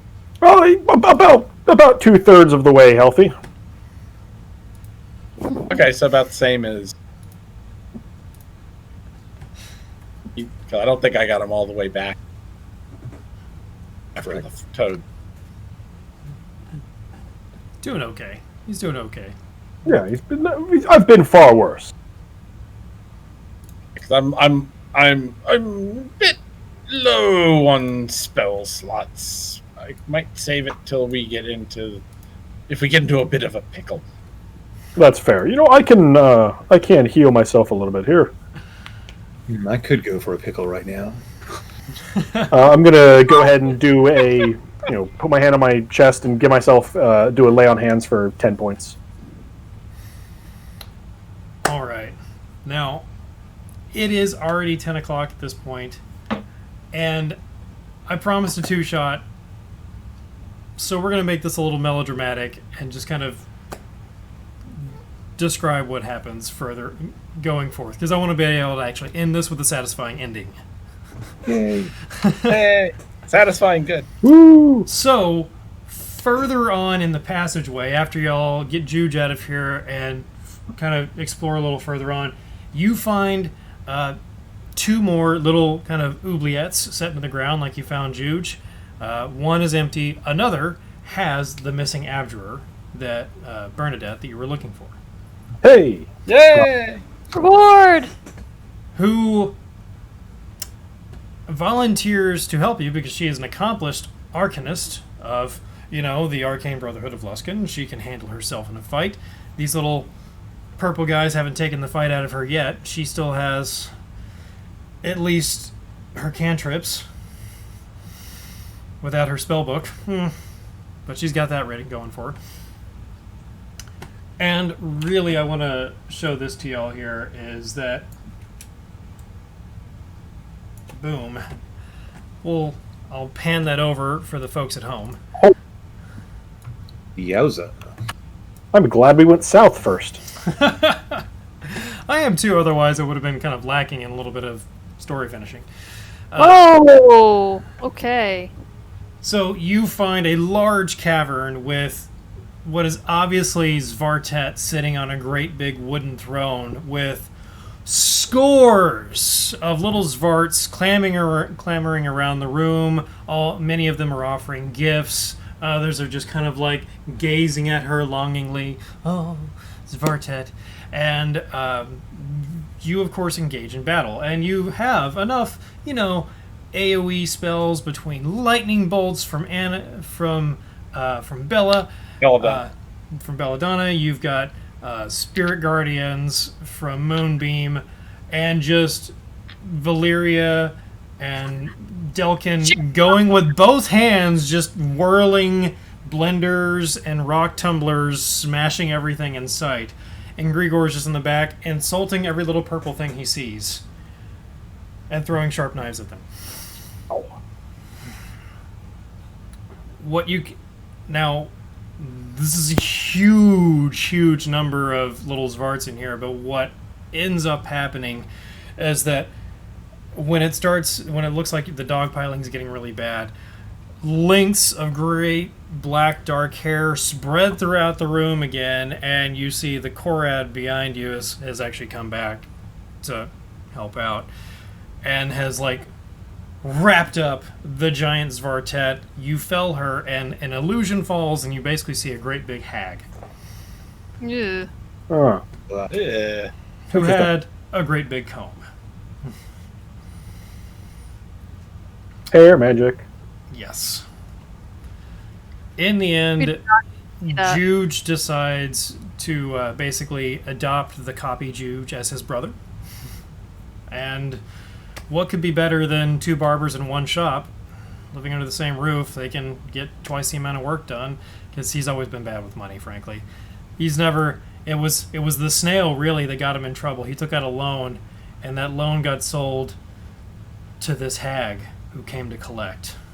That snail was a slippery slope, let me tell you. Ooh. But I can answer your question as to what's better than two barbers under one roof. 4 chefs. No, this is all a bad idea. Stop it. Tell us what happens, Grigor. Well, with my noble retainer background, I'm going to have to let the 2 humans go. We'll keep Klaus on. Why would the copies do what you say since you're the chef, though? Because I have Aren't they going to be just as obstinate as you are? Well, I can answer your question. I have an intelligence of 8. I'm a moron, but I wear a helm of intelligence. And that's why I never take it off, because otherwise I'm stupid. So they're going to stick with me, being charismatic, front of house type people, and we are going to make Buko gold. And the brains of the operation to boot. There you go. Anybody else want to add anything else to this before we sign off for the night? Valeria, anything? Valeria is probably going to leave the party in disgust because of all these clones wandering around. She just thinks it's unnatural and wrong. And she's going to go back in the woods where she belongs, where there are no people to mess things up. Delkin. Yeah. Just continuing to wander town to town looking for justice, doling it out with 2 hammers. Belladonna. As we're leaving, I notice how dirty Valeria's hair is with all the twigs and everything, and I want to try to just cast Prestidigitation to clean it up a little bit without her knowing. You do notice Valeria, but you don't know who did it. Gotcha. Yeah, there are at least 2 candidates. Yep. Don't worry. Yeah. And Moonbeam. Well, Moonbeam, of course, is going to, because he's a Arcana domain cleric, is going to want to study the comb. This is the most amazing thing ever for hair magic. You know, think of the money from hair magic in Waterdeep among the noble families alone. This could put the Thunderstaffs on top. What you do find about this comb, however, is that it is a truly evil comb. In fact, in moments where you try and concentrate and accomplish a task, you notice your own hair, in fact, after being combed with evil Juge's comb, gets in the way, either tickling you or trying to distract you, or flipping one way or flapping the other way. Nice. It's become unruly now, having been exposed to that comb. So sad. But the Price of knowledge. The large evil comb that Svartet had is a potent magical weapon all the same. Most potent against those with long hair. Yeah. Advantage for attacks on hairy magical creatures. And Henry the Snail lives a long, happy life, and with 2 Juges, better than 1, are able to create fantastical, iridescent, almost rainbow-like, color-shifting pigments from the slime that Henry excretes over time. Ugh. I'll make sure one of me has a different color hair. Oh, so we add pomades to law and sausage of things you don't want to see being made. That's one of those things right there. Yeah. Well, I think we're going to go ahead and stop there. Thank you all for joining us for the 2-shot. Be sure and check out Whiskey, Magic, and Destruction tomorrow, same channel, 7 p.m. And come back and watch us next week. The Return of the Velkin Weave comes back Wednesday at 7 p.m., same place. Where I'm normally at, I'll be shifted over a couple windows. And don't forget to check out Mac and the Games Tavern Happy Hour, where he talks about game news and RPG news from the previous week on Tuesday night, also at 7 Eastern Time. Quick announcement. Go The for it. heist is Saturday. Thank you for reminding me. The Heist, an all-rogue party one-shot, is this Saturday. So my prediction is they will miss not having Delkin to be the meat shield to go with all the rogue stuff. Yeah. Are you kidding? I mean, 4 people with sneak attack. Somebody has to engage the bad guy for the sneak attacks. Well, You go yeah, first. No, you go first. I will engage it. Yes. One of the cast members is Anna, of course. Are you playing Turja, or are you playing a different rogue? I am playing a rogue named Holly, who is a twin half-elf with Shannon Roby from the Paradise RPG forum. And we are going to be twins. Excellent. Ooh, cool. I also believe our very own DM Reed, aka Warrior Streak, is participating in this. He's not the DM. He is playing I believe, his own favorite rogue, Ren. He is. And you are going to be tier The other 3. player is Stefan, also from Paradise RPG, and he is playing a Tabaxi rogue. Tabaxi rogue. What level are y'all going to be at for this? Do you know? Level 15.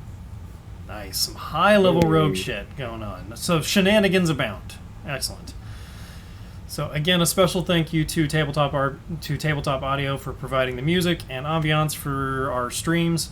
Also a big thank you to my wife for being so encouraging for me DMing these last 2 weeks, and DM Reed, Warrior Streak himself, for showing me how to use all this streaming stuff. I appreciate the help you gave me, bud. Thanks for running. It was great. Thanks a lot. It's a lot of fun. I had a great time with you guys. I really did. Yeah, we'll see you next week for talking about it on Tuesday. Excellent. And I'll be on the Happy Hour with Mac, yes, to talk about how campaigns end and the things we never expect. So Yeah, you promised this 4 hours. This is like 6. this is easily 6. It always takes longer than you figure. We've got stuff to talk about on Tuesday, that's for sure. Yeah. So you all have a great night. See you later. Take Good care, night. folks. Thanks for doing it, everybody. Good night. Bye.